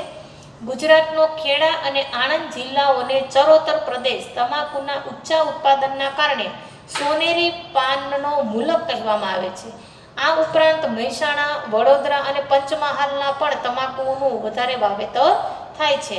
અને ભારતમાં કુલ બીડી તમાકુના 80% ઉત્પાદન ગુજરાતમાં થાય છે. દેશની તમાકુના 5મા ભાગની નિકાસ કરવામાં આવે છે. તમાકુનો ઉપયોગ ક્યાં ક્યાં થાય તો એક તો બીડીમાં, સિગારેટ, છીંકણી, ગુટખા વગેરે બનાવવામાં છે તમાકુનો ઉપયોગ થાય છે. તમાકુનું સેવન સ્વાસ્થ્ય માટે હાનિકારક છે. ભારતમાં સિક્કિમ રાજ્યે તમાકુ ગુટખાના સેવન પર પ્રતિબંધ મૂક્યો છે. આમ તો ખરેખર તો આવું છે વાવેતર આ સિક્કિમ રાજ્યે જે પ્રતિબંધ મૂક્યો છે ખૂબ જ સારી બાબત છે કે જેના કારણે કેટલા બધા યુવાનો છે એ બીડી, સિગારેટ, તમાકુ, ગુટખા ને એવું ખાતા હોય છે. ભવિષ્યની અંદર લાંબા ગાળે એને કેન્સર જેવા રોગ થવાના ભયો રહે છે. પણ યુવાનોને જે વ્યસનની ટેવ પડી જાય છે પછી વ્યસન ઘડીક વાર છોડી નથી શકતા અને ન છોડી શકવાને કારણે લાંબા ગાળે એને ખોટું બહુ મોટું નુકસાન થતું હોય છે. તો એક તો આવા પાક છે એનું વાવેતર જ આમ તો ના કરવું જોઈએ. આપણે એમ કહીએ કે આવું જો રાજ્ય સિક્કિમ રાજ્યની જેમ બધા રાજ્યો કરે તો ઘણા બધા છે એ યુવાનો આવી વ્યસનથી દૂર થઈ શકે. અને ખરેખર તમાકુ છે શરીર માટે નુકસાનકારક જ છે. જો કોઈ દવા બનાવવામાં બી ઉપયોગ થતો હોય તો અલગ વાત છે. બાકી જે લોકો સિગારેટ, બીડી, ગુટખા એ તો આપણા શરીર માટે નુકસાનકારક જ છે. એટલે તમાકુનું છે આપણે સેવન કોઈ યુવાનો કરતા હોય તો એને પણ ના કરવું જોઈએ. ભવિષ્યની અંદર બહુ નુકસાન પહોંચાડે છે. ત્યાર પછી આવે છે રબર.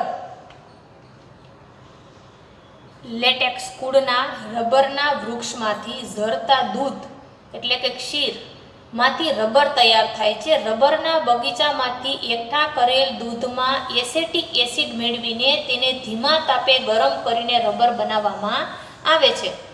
રબરમાંથી બનાવવામાં આવતા વિવિધ ઉત્પાદનોના ટાયર અને ટ્યુબ મુખ્ય છે. રબરના ઉત્પાદનમાં વિશ્વમાં મલેશિયા પ્રથમ સ્થાને છે જ્યારે ભારત છે એ 5મા સ્થાને છે. યાદ રાખજો, જો પ્રથમ નંબરે કોણ આવશે? મલેશિયા આવશે વિશ્વની અંદર અને 5મા ક્રમે છે આપણો ભારત દેશ આવે છે. તો ગરમ અને ભેજવાળી આબોહવા તથા વધુ વરસાદવાળા ક્ષેત્રોમાં રબરની બાગાયતી ખેતી કરવામાં આવે છે.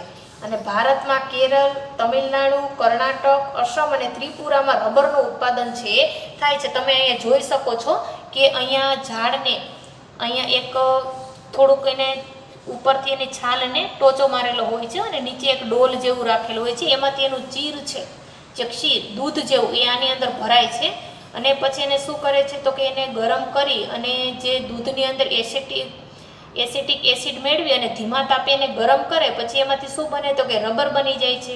અને એ રબરમાંથી ટાયર અને ટ્યુબ છે બનાવવામાં આવે છે. જે આપણે ખબર જ છે કે ટાયર અને ટ્યુબનું મહત્ત્વ છે કેટલું છે કે અત્યારે જે કંઈ પણ ગાડીઓ છે, ફોર વ્હીલો છે, બધાની અંદર ટાયરની જરૂર પડે જ છે. તો આ ટાયર કેમાંથી બને તો કે રબરમાંથી જ બને છે.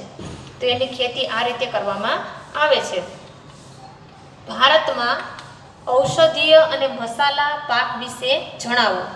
તો જીરું, વરિયાળી, ઈસબગુલના ઉત્પાદનમાં વિશ્વમાં ગુજરાત છે પ્રથમ સ્થાને છે. અને આ ઉપરાંત ઘણા મેથી, રાઈ, સુવા, અજમાના ઉત્પાદન અને નિકાસમાં ભારત છે મોખરે છે. વિશ્વના કુલ મસાલા ઉત્પાદનમાં ભારતનો હિસ્સો લગભગ 35% જેટલો છે. અને ભારતના કાળા મરી, તજ, લવિંગ વગેરેની માંગ દેશ વિદેશમાં ખૂબ જ રહે છે. ગુજરાતમાં અશ્વગંધા, તુલસી, કરિયાતુ, મીંઢી, આવળ, સફેદ મૂસળી, મધુનાસિની, અશોક, ગરમર, લીંડી પીપર, ગળો, કુવારપાઠું વગેરે ઔષધીય પાકો તેમજ સુગંધિત પાકોમાં ફુદીનો, મેથોલ, પામ રોઝા, લેમન ગ્રાસનો સમાવેશ કરી શકાય છે. તો જો આપણે ખબર જ છે કે પહેલાં વિદેશના લોકો જે છે એ ભારતની અંદર વેપાર કરવા માટે જ આવતા ને આપણા જે મસાલાઓ છે અહીંથી ભારતમાંથી લઈ જતા ને વિદેશની અંદર શું કરતા તો કે વેચતા અને સારો એવો ભાવ પણ એને ત્યાં મળતો હતો. એટલે આપણે ભારતની અંદર જોઈએ તો કે વિશ્વના કુલ મસાલાના ઉત્પાદનમાં ભારતનો હિસ્સો 35% જેટલો તો આખા વિશ્વની અંદર ભારતનો જ છે. તો આપણા ભારતની અંદર જે કંઈ પણ ઉત્પાદન થાય છે, મેથી છે, રાઈ છે, સુવા છે, એનો પછી શું કરવામાં આવે તો કે એનો નિકાસ કરવામાં આવે છે. બધા દેશને છે એ મસાલાની તો જરૂર પડતી જ હોય છે. તો ત્યાર પછીનો પ્રશ્ન આવે છે 15મો, તો કે ભારતમાં ફળો અને ફૂલોની ખેતી વિશે જણાવો. તો અહીંયા તમને બાજુમાં ચિત્રો બતાવેલા જ છે, કેળા, સફરજન, દ્રાક્ષ, કેરી. તો વિશ્વમાં ફળોના ઉત્પાદનમાં ભારત ચીન પછીનો બીજો ક્રમે આવે છે. જો વિશ્વની અંદર આપણા ઘણા બધા ભારત દેશ છે બીજા નંબરે, ઘણા બધા પાકો છે આપણા બીજા નંબરે આવે છે. પ્રથમ નંબરે ચીન આવે છે, બીજા નંબરે ભારત આવે છે. વસ્તીની દ્રષ્ટિએ પણ આપણે જોઈએ તો ચીન છે પ્રથમ નંબરે છે, બીજા નંબરે ભારત છે. આપણે અમુક વસ્તુઓ ઉત્પાદનની અંદર પણ એમ જ છે.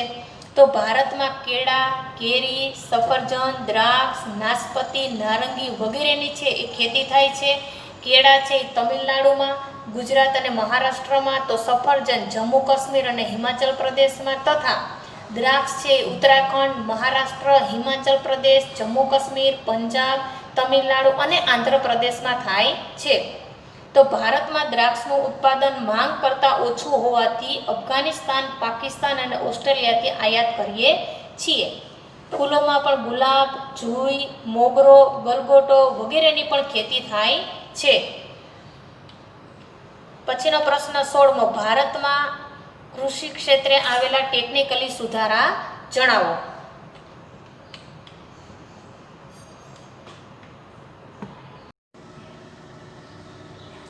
તો 16મો પ્રશ્ન આવે છે, ભારતમાં કૃષિ ક્ષેત્રે આવેલ ટેકનિકલ સુધારા જણાવો. તો ભારતમાં ખેતીના સાધનો, બિયારણો અને ખાતરોમાં આવેલા પરિવર્તનોને ટેકનિકલ સુધારા ગણાય છે. ભારતનો ખેડૂત સિંચાઈ માટે પહેલાં કોસ, રેંટ વગેરેનો ઉપયોગ કરતો હતો. તેની જગ્યાએ હવે તે સબમર્સિબલ, કો, મોનોબ્લોક, સોલર પંપ વગેરે વાપરતો થયો છે. ઓછા પાણીએ વધુ પાક લેવા માટે તે ટપક સિંચાઈ અને ફુવારા સિંચાઈ પદ્ધતિનો ઉપયોગ કરતો થયો છે. જુઓ, પહેલાંના સમયની અંદર કોઈ ફુવારા કે સિંચાઈ પદ્ધતિ હતી નહીં, વરસાદ ઉપર જ છે મોટે ભાગે આધાર રાખતા હતા. પણ અત્યારે જે ટેકનિકલ સુધારા થયા છે જેને કારણે ખેડૂતને છે એ ઓછા સમયની અંદર છે કદાચ વરસાદ ઓછો થાય તો પણ એ ફુવારા અને સિંચાઈ પદ્ધતિ દ્વારા પાકને છે પૂરતું પાણી પહોંચાડી આપે છે. આજનો ખેડૂત સુધારેલ બિયારણો અને બીજની સંકરણ જાતોનો ઉપયોગ કરવા લાગ્યો છે. તે NPK એટલે નાઇટ્રોજન, ફોસ્ફરસ અને પોટાશ, DAP એટલે ડાય એમોનિયમ ફોસ્ફેટ અને યુરિયા જેવા રાસાયણિક ખાતરોનો ઉપયોગ કરતો થયો છે.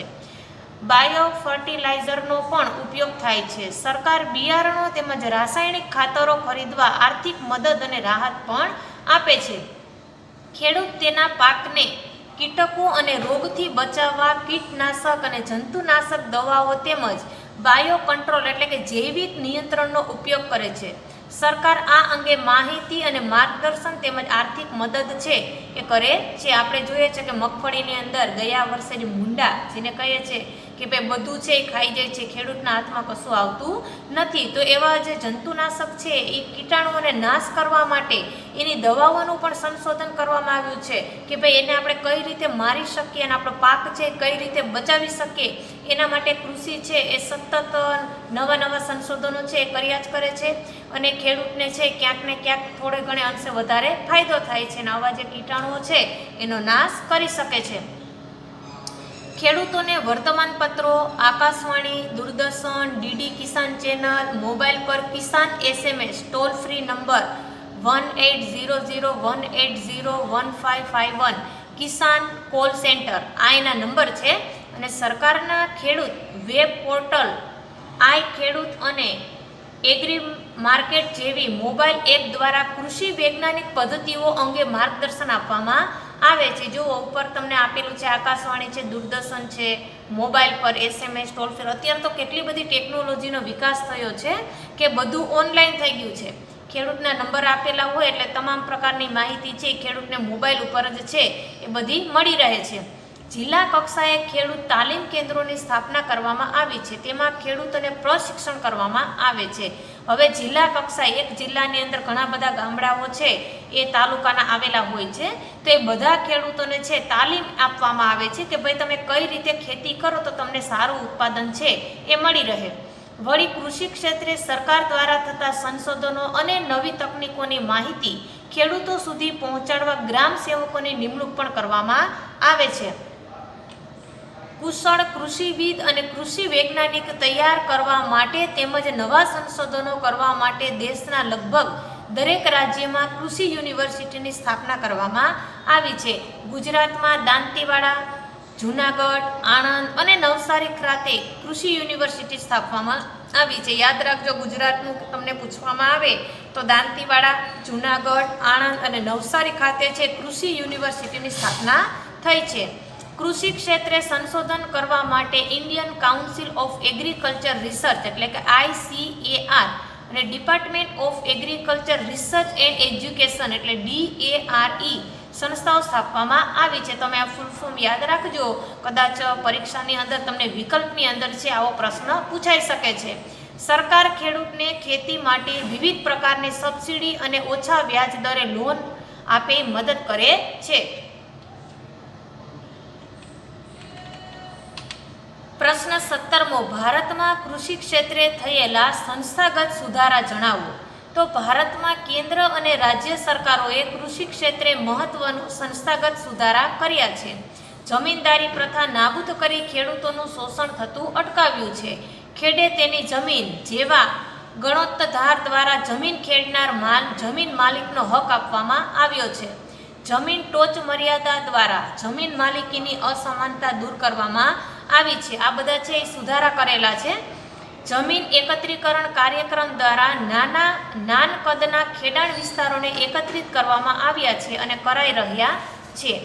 ખેડૂતોને આર્થિક મદદ કરવા કૃષિ ધિરાણ યોજના બનાવાઈ છે. કિસાન ક્રેડિટ કાર્ડ દ્વારા તેમજ રાષ્ટ્રીયકૃત બેન્કો, સહકારી બેન્કો અને સહકારી મંડળીઓ દ્વારા ખેડૂતોને આર્થિક મદદ કરવામાં આવે છે. બિયારણો, ખાતરો, જંતુનાશક દવાઓ ખરીદવા માટે સરકાર ખેડૂતોને સબસિડી અને આર્થિક મદદ કરે છે. સરકાર પણ છે ખેડૂતોને આર્થિક રીતે મદદ કરે છે. કદાચ પાક છે એ નિષ્ફળ જાય તો એને જે સબસિડી મળેલી હોય, જે કાંઈ એને પૈસા લીધા હોય તેને સબસિડી મળે એટલે અમુક ટકા પૈસા છે એના બાદ થઈ જાય છે અને અમુક ટકા જે પૈસા એને ભરવાના રહે છે. પ્રધાનમંત્રી પાક વીમા યોજના દ્વારા ખેડૂતોને ખેતી પાકોનું વીમાકીય રક્ષણ પૂરું પાડવામાં આવે છે. એટલે ખેડૂતોનો છે વીમો જ ઉતારવામાં આવે છે કે ભાઈ વરસાદ ઓછો થાય અને પાક નિષ્ફળ જાય તો પ્રધાનમંત્રી વીમા યોજના દ્વારા ખેડૂતને છે અમુક પ્રકારનું સહાય અને મદદ કરવામાં આવે છે. દુષ્કાળ કે વધુ વરસાદને કારણે પાક નિષ્ફળ જાય ત્યારે સરકાર ખેડૂતને આર્થિક મદદ કરે છે. માર્કેટ યાર્ડમાં ખેત પેદાશોના વેચાણમાં કાયદાકીય જોગવાઈ કરીને ખુલ્લી હરાજી પદ્ધતિને ફરજિયાત બનાવી છે. ખેડૂતો તેમની ખેત પેદાશોના યોગ્ય ભાવ મળી રહે તે માટે સહકારી મંડળીઓ અને ખરીદ વેચાણ સંઘોની સ્થાપના કરવામાં આવી છે. સરકારી તેમજ સહકારી સ્તરે ગોદામો, પરિવહન અને સંદેશા વ્યવહારની સગવડો પણ વધારવામાં આવી છે. ભારતીય રાષ્ટ્રીય કૃષિ વિપણન સંઘ, બીજું છે ગુજરાત તેલીબિયા ઉત્પાદન સંઘ, ત્રીજું છે રાષ્ટ્રીય ડેરી વિકાસ નિગમ, ચોથું છે Gujarat state cooperative marketing society limited અને વગેરે જે સંસ્થાઓ છે ખેડૂતો પાસેથી સરકારે નક્કી કરેલા પોષણક્ષમ ટેકાના ભાવે કૃષિ પેદાશો ખરીદે છે. અહીંયા તમને એનું ફૂલ ફોર્મ પણ આપેલું છે કે ભારતીય રાષ્ટ્રીય કૃષિ વિપણન સંઘ, એનું શું થશે તો કે NAFED. પછી અહીંયા તમને બીજું ગુજરાત તેલીબિયા ઉત્પાદન સંઘ, તેને ટૂંકમાં શું કહેવાય તો કે GROFED. એવી રીતના તમને ફૂલ ફોર્મ આપેલા છે. તમે તૈયાર ખાસ કરી લેજો, પરીક્ષાની અંદર વિકલ્પમાં પણ છે પૂછાઈ શકે છે. પછી આવે છે હરિયાળી ક્રાંતિ.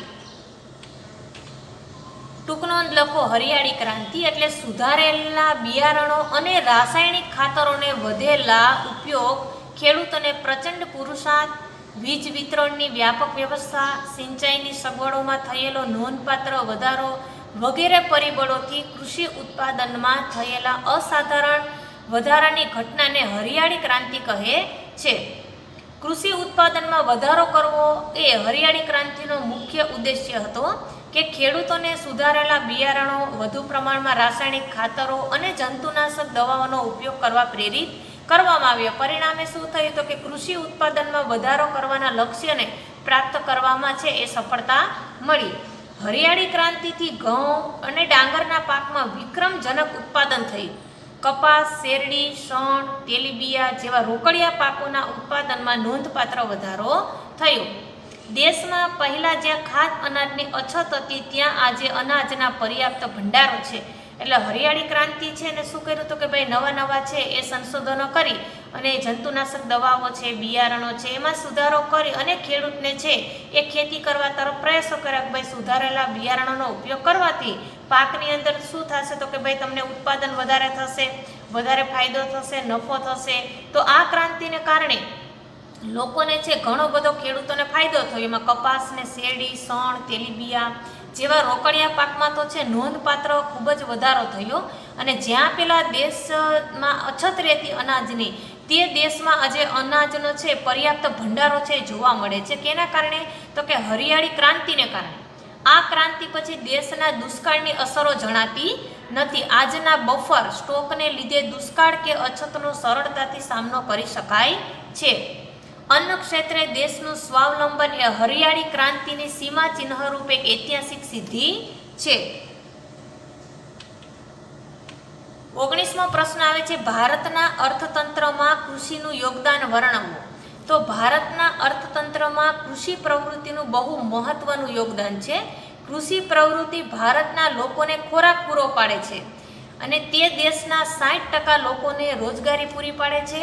તે રાષ્ટ્રીય આવકનો 22% જેટલો હિસ્સો પણ આપે છે અને તે દેશના કુલ ઘરેલું પેદાશ GDPનો લગભગ 17% હિસ્સો ધરાવે છે. તો તે નિકાસ વ્યાપાર માટે ચા, કોફી, કપાસ, શણ, તેજાના મસાલાઓ, તમાકુ, તેલીબિયા, બટાટા જેવી કૃષિ પેદાશો આપે છે જેની નિકાસથી વિદેશી હુંડિયામણ પ્રાપ્ત થાય છે.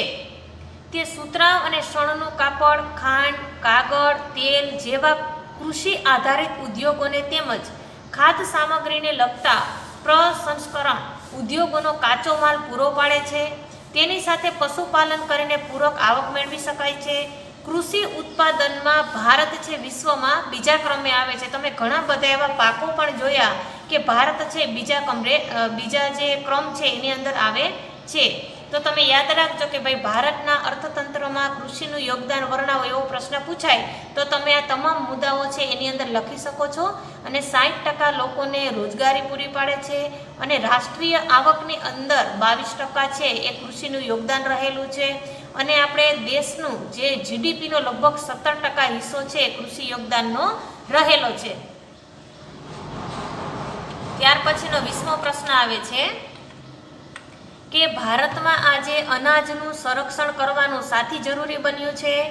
તો તમે ચિત્રમાં પણ જોઈ શકો છો કે અનાજ છે એ ગુણો દ્વારા મજૂર એ બીજી જગ્યાએ એક જગ્યાએથી બીજી જગ્યાએ ફેરફાર કરતા હોય છે કેમ કે એને જાળવવું ખૂબ જ જરૂરી છે. કેમ કે જો અનાજ બગડી જશે તો છે લોકોને જરૂર પડે કામ પણ નહીં આવીએ અને ખોટો રોગચાળો પણ ફેલાશે. એટલે એને છે શુદ્ધ અને સ્વચ્છ રાખવા માટે ઘણી બધી દવાઓનો પણ ઉપયોગ કરવામાં આવે છે જેથી અનાજ છે એ બગડે નહીં. ભારતમાં આઝાદી પછી હરિયાળી ક્રાંતિ થવાથી અનાજ ઉત્પાદનમાં દેશ સ્વાવલંબી બન્યો છે. એ સાથે દેશની વસ્તીમાં પણ વધારો થયો છે. ઈસવીસન 1951માં ભારતની વસ્તી આશરે 36 કરોડ 10 લાખ હતી. તે વધીને આજે 125 કરોડથી વધુ છે. તેથી દેશના અનાજની માંગમાં વધારો થયો છે. હવે 1951ની વાત કરીએ તો ત્યારે વસ્તીનું પ્રમાણ કેવું હતું તો કે ઓછું હતું અને અત્યારે આપણે હાલની વાત કરીએ તો 125 કરોડ કરતાં પણ દેશની વસ્તી વધારે છે. તો અનાજની માંગ છે એ વધવાની જ છે કેમ કે વસ્તી વધે એટલે અનાજ છે એ વધુ જ જોશે. ઈસવીસન 1950થી 1951માં ભારતમાં 51 કરોડ ટન અનાજ પેદા થયું હતું. તે વધીને ઈસવીસન 2013-2014માં વિક્રમજનક એટલે 265.04 કરોડ ટન છે એ અનાજ પેદા થયું છે. તો આજે દેશની ન્યૂનતમ જરૂરિયાત પૂરી કરી શકાય એટલું અનાજ દેશના ગોદામોમાં છે. અનાજના એ ભંડારો જાળવી રાખવા અને તેમાં વધારો કરવા તે ખૂબ જરૂરી બન્યા છે. અનાજનો બફર સ્ટોક ઊભો કરીને દુષ્કાળ કે અનાજની અછતના સમયે અનાજની તંગી નાબૂદ કરી શકાય તેમ છે. એટલે જ્યારે કોઈ એવી પરિસ્થિતિ ઊભી થાય, દુષ્કાળની પરિસ્થિતિ છે, અત્યારે હાલ આપણે જોઈએ કે કોરોના જેવી પરિસ્થિતિની અંદર 6 મહિનાથી આ લોકોના કામ ધંધા બિલકુલ છે એ બંધ થઈ ગયા હતા, આવક પણ બિલકુલ ના હતી. તો સરકારે છે જે અનાજનો સ્ટોક ભેગો કરેલો હતો એ આપણે રેશન કાર્ડની દુકાને જોઈએ છે તો કે ભાઈ એક તો એને રેશન કાર્ડ ઉપર માલ મળે છે અને બીજા નંબરની અંદર જોઈએ તો એકદમ ફ્રીમાં એમાં ઘઉં છે, ચોખા છે, દાળ છે એ તો એને એકદમ ફ્રી આપવામાં આવે છે. કેમ કે સરકારને ખબર છે કે આવી પરિસ્થિતિની અંદર લોકો પાસે પૈસા નથી તો ખોરાકની જરૂર તો પડવાની જ છે. ખોરાક અને મકાન અને કપડાં 3 વસ્તુની જરૂરિયાત છે એ માણસને પડે જ છે. એટલે સરકાર છે એ અનાજ સાચવીને રાખે છે અને કોરોના જેવી બીમારી અને આવી પરિસ્થિતિમાં અથવા દુષ્કાળ પડ્યો હોય તો એવી પરિસ્થિતિમાં ગરીબ લોકોને છે અનાજ એ પૂરું પાડી શકાય છે. પણ એના માટે એની જાળવણી રાખવી ખૂબ જરૂરી છે. અનાજના ગોદામોમાં અનાજને બગડતું અટકાવવા માટે અનાજને સાચવવાની વૈજ્ઞાનિક પદ્ધતિઓ છે એ અપનાવવી જોઈએ.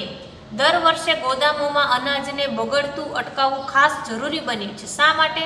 તો કે અનાજના સંગ્રહણ અને પ્રબંધનની સંગીન વ્યવસ્થા ગોઠવવી આવશ્યક છે. સરકારે ખાદ્ય સુરક્ષા કાયદા ફૂડ સિક્યુરિટી એક્ટ દ્વારા દેશની ગરીબ પ્રજાને અનાજ વેચવાનું શરૂ કર્યું છે. આમ દર વર્ષે દેશમાં મબલક અનાજ થતું હોવાથી તેનું સંરક્ષણ કરવું અનિવાર્ય બન્યું છે. આજે ભારત અનાજ ક્ષેત્રે સ્વાવલંબી બન્યું છે, પરંતુ ભવિષ્યમાં ક્યારેય પણ દુષ્કાળની પરિસ્થિતિને પહોંચી વળવા માટે દેશના અનાજનો સંગ્રહ કરવાનું જરૂરી બન્યું છે. દર 100 વર્ષે એવી કોઈને કોઈ પરિસ્થિતિ ઊભી થાય જ છે કે લોકો છે હેરાન પરેશાન થઈ જાય છે. હાલ આપણે 100 વર્ષ પછી કોરોનાની બીમારી આવી છે તો આપણે જોયું છે કે શરૂઆતમાં તો પરિસ્થિતિ ખૂબ જ ગંભીર હતી કે કામ ધંધા ન હોય તો ખોરાક તો જરૂર પડે જ. તો ઘણી એવી સામાજિક સંસ્થાઓ છે જે કાર્ય કરતી હોય તે લોકોને અનાજ પણ જમવાનું પણ પૂરું પાડતા હતા. હવે ધીરે ધીરે લોકો છે કામ ધંધે ચડ્યા છે પણ તોય જોઈએ તેટલું વળતર હજી પણ એને મળતું નથી. તો સરકાર છે હજી પણ એને અનાજ છે, ચોખા છે, ઘઉં એની કોઈને કોઈ રીતે એને મદદ કરે છે જેથી એનું જીવન છે એ ચલાવી શકે. અને અનાજને છે આપણે સંગ્રહ કરીએ, સાચવીને રાખીએ, એમાં દવાઓ છે વૈજ્ઞાનિક ઢબે જો સાચવવામાં આવે તો અનાજ છે બગડતું નથી. બાકી ઘઉં છે, બાજરો છે, ચોખા છે લાંબા ગાળે શું થાય છે તો કે એમાં ધનેડા પડી જાય, ઈયળો પડી જાય છે. તો એવો વસ્તુ જે માલ છે એ ગરીબ માણસને આપવાથી શું થશે તો કે ભાઈ એનું આરોગ્ય પણ બગડશે અને ખોટું છે એ આરોગ્ય બગડશે તો દેશની પરિસ્થિતિ પણ એક તો બીમારી છે અને વધારે બીમારી ફેલાશે. દવાખાનાની અંદર પણ અત્યારે જઈ શકાય એવી બહુ પરિસ્થિતિ નથી કેમ કે કોરોનાની પરિસ્થિતિ હોવાને કારણે લોકો દવાખાને જતા પણ ડરે છે. એટલા માટે જો અનાજની સાચવણી સારી રીતે કરે તો ભવિષ્યની અંદર એ અનાજ છે એ ગરીબ લોકોને કામ આવી શકે. ત્યાર પછીનો પ્રશ્ન આવે છે 21મો. વિશ્વ બજાર અને ભારતની ખેતી વિશે નોંધ લખો. તો ભારત સરકારે વૈશ્વિકીકરણની નીતિ અપનાવી હોવાથી ખેત પેદાશોની આયાત નિકાસ કરવા માટેની પ્રક્રિયા સરળ બનાવવામાં આવી છે. તેના પરિણામે ગુજરાતના કપાસ, મરચાં, તલ વગેરે ચીનના બજારોમાં અને વિશ્વમાં વિવિધ ફળો ભારતના બજારોમાં વેચાવા લાગ્યા છે.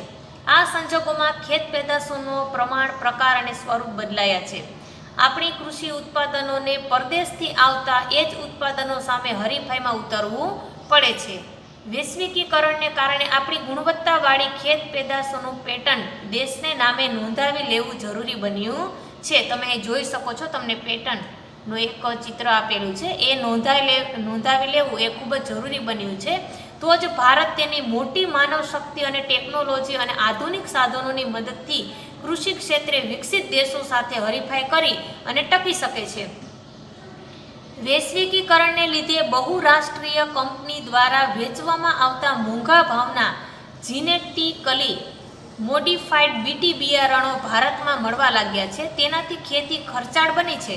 જોકે એ બિયારણોના કપાસ અને મકાઈના ઉત્પાદનમાં વધારો થયો છે. ભલે એ જે બીટી બિયારણો છે એને કારણે શું થોડુંક મોંઘા છે, ભાવ વધારે છે, પણ એનાથી ફાયદો શું થયો તો કે ભાઈ મકાઈ અને કપાસની અંદર ઉત્પાદન પણ વધારે મળ્યું. ઉત્પાદન વધારે મળશે એટલે પાક સારો થશે, અને પાક સારો થશે એટલે ખેડૂતને આવક પણ સારી થશે. વૈશ્વિક બજારોમાં થતી ખેત પેદાશોની સ્પર્ધામાં સામનો કરવા ભારતે કૃષિ ક્ષેત્રે નવી ટેકનોલોજી અપનાવી વધારે ગુણવત્તાવાળી પેદાશોના ઉત્પાદન પર ધ્યાન આપવું પડશે. કૃષિ ક્ષેત્રે જોડાયેલા લોકોને આર્થિક ઉન્નતિ અને સમૃદ્ધિ વધારવા આયોજનબદ્ધ પગલાં ભરવા પડશે. એટલે કે આપણા દેશની અંદર પણ સફરજન થતા હોય અને વિદેશમાં પણ સફરજન થતા હોય તો આપણે એની સામે ટકી રહેવા માટે આપણે પણ નવું છે એ કૃષિ ક્ષેત્રે છે એ વૈજ્ઞાનિક ટેકનોલોજી દ્વારા આપણે નવું જે કંઈ ખેતીનું છે માહિતી મળશે તો ખેડૂત છે સારી ગુણવત્તાવાળી વસ્તુ છે એ ઉત્પન્ન કરી શકશે, તો બજારની અંદર એ વસ્તુ ટકી શકશે. પણ જો આપણી વસ્તુની ગુણવત્તા જ નબળી હશે તો આપણે શું થશે તો કે ભાઈ આપણું વેચાણ છે એ બહુ ઓછું થશે અને ખેડૂતને છે ભારોભાર નુકસાન થશે. અહીંયા તમે જોવો છે આ તો બધા વિદેશના ચિત્રો આપેલા છે કે ત્યાં તો પુષ્કળ પ્રમાણમાં ખૂબ જ મોટી મોટી જમીનો હોય છે અને એક જ ખેડૂત આટલું બધું ધરાવતો હોય છે. તેના સાધનો છે એ પણ ઘણા બધા આધુનિક અને ટેકનોલોજીવાળા હોય છે. અહીંયા તમે જોઈ જ શકો છો કે આ વિદેશનું ચિત્ર આપેલું છે કે વિદેશની અંદર કઈ રીતે છે એ ફ્રૂટ છે એક જગ્યાએથી બીજી જગ્યાએ છે એ પહોંચાડવામાં આવે છે. પછી 22મો પ્રશ્ન આવે છે, કયા કારણોસર ભારતમાં કૃષિ ક્ષેત્રે પૂરતો વિકાસ સાધી શકાયો નથી? તો ભારતનો ખેડૂત મહેનતુ છે પણ તેમાંથી બહુ મોટા ભાગના ગરીબ અને અભણ છે. તેમને ગરીબી અને નિરક્ષરતાને લીધે તેઓને નાના ખેતરો માટે ટ્રેક્ટર, થ્રેશર, પંપ વગેરે યાંત્રિક સાધનો વસાવવા કે વાપરવા મોંઘા પડે છે. પરિણામે કૃષિ ઉત્પાદન વધારી શકાતું નથી. હવે જો આપણો જે ખેડૂત છે એ મહેનત બહુ કરે છે ભારતના ખેડૂતો, પણ એક તો એ ગરીબ છે અને બીજા નંબરને અભણ છે. તો એ નિરક્ષરતાને અભણ હોવાને કારણે તેને જે મોટા અત્યારે જે સાધનો આવી ગયા છે ટ્રેક્ટર છે, થ્રેશર છે, પંપ છે એવા એ ઉપયોગ કરી શકતો નથી અને મોંઘા પડે છે. તો કૃષિ ઉત્પાદન છે વધારી શકાતું નથી. ભારતની ખેતી મુખ્યત્વે વરસાદ પર અવલંબે છે જે ઘણો અનિયમિત અને અનિશ્ચિત છે. પરિણામે કૃષિ ઉત્પાદન છે ખૂબ ઓછું થાય છે. જો આપણે વરસાદનું છે કે ભારતમાં નક્કી નથી હોતું કે કેટલો નિયમિત છે. એ તો ઘણી વખત તો 7 મહિના પણ આવે. આ વર્ષે આપણે ચોમાસું જોઈએ તો સતત છે વરસાદ વરસ્યા જ કરે છે. શિયાળાની ઋતુ આવી જાય તો પણ વરસાદ હોય, ઉનાળાની ઋતુમાં પણ વરસાદ હોય, જેને કારણે શું થાય તો કે જે કંઈ પણ પાક વાવેલો છે એને ઘણી વખત વરસાદની જરૂર ન હોય અને વરસાદ પડે તો શું થાય, પાક છે બગડી જાય છે. એટલે પરિણામે કૃષિ ઉત્પાદન કેવું થાય તો કે ઓછું થાય. ખેડૂત છે એ શું પાયમાલ જ થતો જાય, ગરીબ જ થતો જાય છે. દેશના કેટલાક ભાગોમાં કૃષિ માટે જરૂરી વરસાદ પડતો નથી તેમજ સિંચાઈની પણ સગવડ નથી. તો આ ભાગોમાં કૃષિ પેદાશ છે ઓછી થાય છે. હવે ઘણી વખત એવું બને કે અમુક દેશની અંદર કૃષિ માટે જે જરૂરી વરસાદ હોય છે તો કે ત્યાં જરૂર પૂરતો વરસાદ નથી પડતો અને વરસાદ નથી પડતો અને બીજા નંબરની અંદર એક તો સિંચાઈની સગવડ ના હોય તો શું થાય તો કે ભાઈ એને કૃષિ પેદાશ છે ઓછી થાય કે જ્યાં વરસાદ જ ઓછો પડતો હોય અને સિંચાઈની પણ સગવડ ના હોય તો શું થાય તો કે ખેડૂતને નુકસાન જ જવાનું. ભારતમાં થયેલ મોટા વસ્તી વધારાના કારણે ખેતરોના કદ નાના થતા જાય છે. ખૂબ નાના ખેતરોમાં કૃષિ ઉત્પાદન ઓછું થાય છે. જો એક તો આપણે વસ્તી વધારો છે એટલે આપણે કહી શકીએ કે ભાઈ કોઈ ખેડૂતને 100 વીઘા જમીન હોય અને એના 4 દીકરા હોય તો એના ભાગ પાડે એટલે 4ના ભાગમાં કેટલા આવે, 25-25 વીઘા જમીન આવે. હવે એ 4 ભાઈઓ છે એના પણ 2-2 સંતાન હોય તો એને શું થશે તો કે એકને 12.5 વીઘા જમીન આવે. તો એક તો પેલા 100 વીઘા એટલે કે મોટું ખેતર હતું એમાંથી શું થયા તો કે કટકા થઈ ગયા, એના પણ કટકા થતા જાય. તો શું થાય તો કે ખેતરોના કદ છે એ નાના થતા જાય છે. તો કૃષિ અને ઉત્પાદન કેવું છે તો કે ઓછું થાય છે. ભારતના ખેડૂતો સુધારેલા બિયારણો, રાસાયણિક ખાતરો, આધુનિક કૃષિ યંત્રો, વૈજ્ઞાનિક કૃષિ પદ્ધતિઓ વગેરેનો ઓછો ઉપયોગ કરે છે અને વિદેશના લોકો છે એ વધારે પડતા આધુનિક ટેકનોલોજીવાળા યંત્રોનો જ ઉપયોગ કરે છે. એટલે એની પાસે ઘણું બધું છે ખેતીને લગતું જ્ઞાન ભારત કરતાં એ લોકોને વધારે છે એટલે એનું ઉત્પાદન પણ વધારે થાય છે અને આવક પણ એને સારી થાય છે. તો સમાજમાં ખેતીના વ્યવસાયનો દરજ્જો નીચો મનાતો હોવાથી શિક્ષિત લોકો આ વ્યવસાયમાં જોડાતા નથી. હવે આપણા ભારતના લોકોને એવું છે કે ભાઈ ખેતી કોણ કરે તો કે ભાઈ છોકરા હોય ભણી ગણી લે એટલે કે ભાઈ આ ખેતી કરવી એ તો નિમ્ન દરજ્જો કહેવાય, એમાં આપણે કંઈ સારા ન લાગીએ એટલે એવો દરજ્જો એ સ્વીકારતા નથી અને શહેર તરફ વળી જાય છે. કે ચાલો ભાઈ બાળકોને શહેરમાં શિક્ષણ સારું મળે છે, ગામડામાં શિક્ષણ સારું મળતું નથી, તો શું કરે છે તો કે ભાઈ થોડા ઘણા ભણી અને શહેર તરફ નાની મોટી નોકરી કરે છે, પણ ખેતી કરવા તૈયાર નથી. એટલે શિક્ષિત વર્ગ છે એ ખેતી વ્યવસાયમાં જોડાતા નથી અને નાની મોટી નોકરી તરફ જોડાય છે. 23મો પ્રશ્ન આવે છે, જૈવિક ખેતી તરફનું વલણ શા માટે વધી રહ્યું છે? તો કે જૈવિક ખેતીના ઉત્પાદનો પોષણયુક્ત હોય છે, તેમાં કુદરતી સ્વાદ, મીઠાશ અને સુગંધ હોય છે, તેમાં ખનિજ, વિટામિન અને જીવનશક્તિ આપતા તત્વો વધારે હોય છે, તેથી જૈવિક ખેત ઉત્પાદનોની માંગ ખૂબ જ છે. પરિણામે ખેડૂતોનું તેનું આર્થિક વળતર ઘણું મળે છે. આર્થિક જૈવિક ખેતી તરફનું વલણ છે એ વધી રહ્યું છે. હવે જો જૈવિક ખેતી છે એના ઉત્પાદનમાં પોષણયુક્ત, કુદરતી સ્વાદ અને મીઠાશ અને સુગંધ હોય છે. આપણે જોયું છે કે ભાઈ જે કુદરતી રીતે જે વસ્તુ છે એ તૈયાર થાય છે ને કૃત્રિમ રીતે જે તૈયાર થાય છે એના સ્વાદમાં શું હોય છે તો કે સ્વાદમાં, સુગંધમાં એમાં ફરક હોય છે. જેમ કે આપણે જોઈએ છે કે ભાઈ રીંગણાની અંદર પણ સવારે જોઈએ તો હજી રાતે નાનું રીંગણું હોય છે, પણ એની અંદર એવું ઇન્જેક્શન આપવામાં આવે કે સવાર થાય તો મોટું બધું રીંગણું બની જાય છે. તો એ સ્વાદ છે એ કેવો હશે તો કે ભાઈ કૃત્રિમ હશે. એમાં જેટલી જે છોડની અંદર રીંગણું તૈયાર થયેલું હશે મોટું બધું, અને જે ઇન્જેક્શન મારેલું જે રીંગણું હશે એમાં બંનેમાં સ્વાદમાં કેવો હશે તો કે ફરક હશે. જે છોડની અંદર તૈયાર થયેલું રીંગણું હશે એનું શાક તમે ખાશો તો એ મીઠાશવાળું હશે, અને જે કૃત્રિમ રીતે ઇન્જેક્શન મારી અને જે રીંગણું તૈયાર કરવામાં આવ્યું છે એના સ્વાદમાં પણ ફરક હશે. તો તેમાં ખનિજ, વિટામિન અને જીવનશક્તિ આપતા તત્વો છે એ વધારે હોય છે. જૈવિક ખેત ઉત્પાદનોની માંગ છે હવે ખૂબ વધારે છે. પરિણામે ખેડૂતોને આર્થિક વળતર છે ઘણું મળે છે અને જૈવિક ખેતી તરફ તેનું વલણ છે વધી રહ્યું છે. અહીંયા તમને એક નકશો પણ બતાવેલો છે. કયો છે? ભારતના ખેતીના પાક. તો તમે અહીંયા જોઈ શકો છો કે ભાઈ નીચે તમને અહીંયા એક બોક્સ આપેલું છે જેની અંદર તમે જોવો તો ડાંગર, ઘઉં, બાજરી, જુવાર, ચા, કોફી અને તમાકુ. તો તમને અહીંયા બતાવેલું છે નકશાની અંદર કે કયા કયા રાજ્યની અંદર છે કયો કયો પાક છે એ થાય છે. તો અહીંયા તમે જોઈ શકો છો તો કે અહીંયા શું છે તો કે અહીંયા કેરળ આવેલું છે. અહીંયા તો કેરળની અંદર શું છે તો કે કોકો અને ચા. જ્યાં તમે જોઈ શકો છો આ કોફી. અમુક ઘણા બધા એવા રાજ્યો છે જ્યાં ઘણા બધા પ્રકારના છે પાક લઈ શકાય છે. એટલે તમે જોઈ શકો છો તો કંઈ કર્ણાટકની અંદર આવેલું છે કોકો.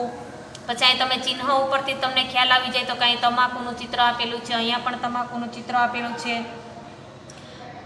પછી અહીંયા તમે ચિત્ર જોઈ શકો છો આ જુવાર. તો અહીંયા જુવાર છે એ અહીંયા થાય છે. ગુજરાતની અંદર તમે જોઈ શકો છો કે ગુજરાતની અંદર કયા કયા પાક થાય છે તો કે મગફળી છે, કપાસ છે, એ તમે અહીંયા જોઈ શકો છો. અહીંયા તમાકુનું પણ ચિત્ર તમને આપેલું છે.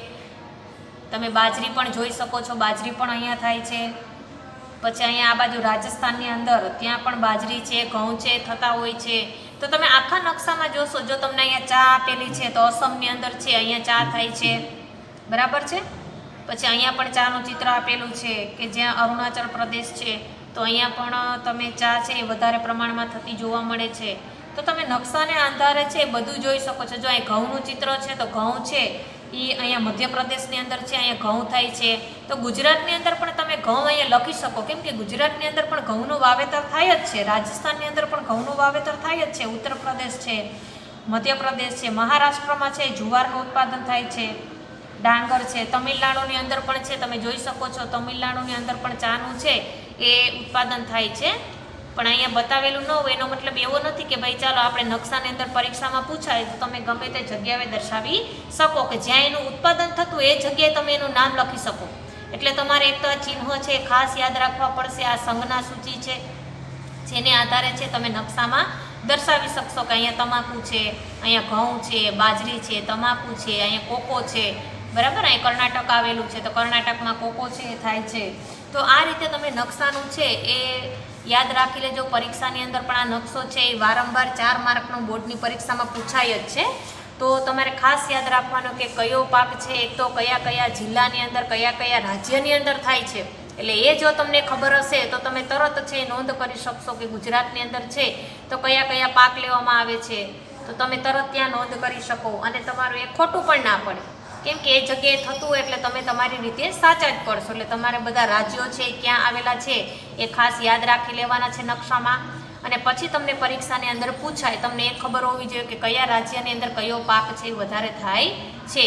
તો વિદ્યાર્થી મિત્રો, આ પાઠ આપણે અહીંયા પૂરો કરીએ છીએ. આ ખૂબ જ સરસ પાઠ હતો. આપણે ડાંગર, ઘઉં, બાજરી, જુવાર, ચા, કોફી, તમાકુ, કોકો અને આપણી ખેતીવાડીને લગતી તમામ પ્રકારની જે ભારતની કૃષિ છે એની આપણને માહિતી આ પાઠમાંથી મળી છે. તો આ પાઠનું 1-2 વખત તમે પાઠ્યપુસ્તકમાં વાંચન પણ કરજો, જેથી તમને સરળતાથી છે એ બધું યાદ રહી જાય.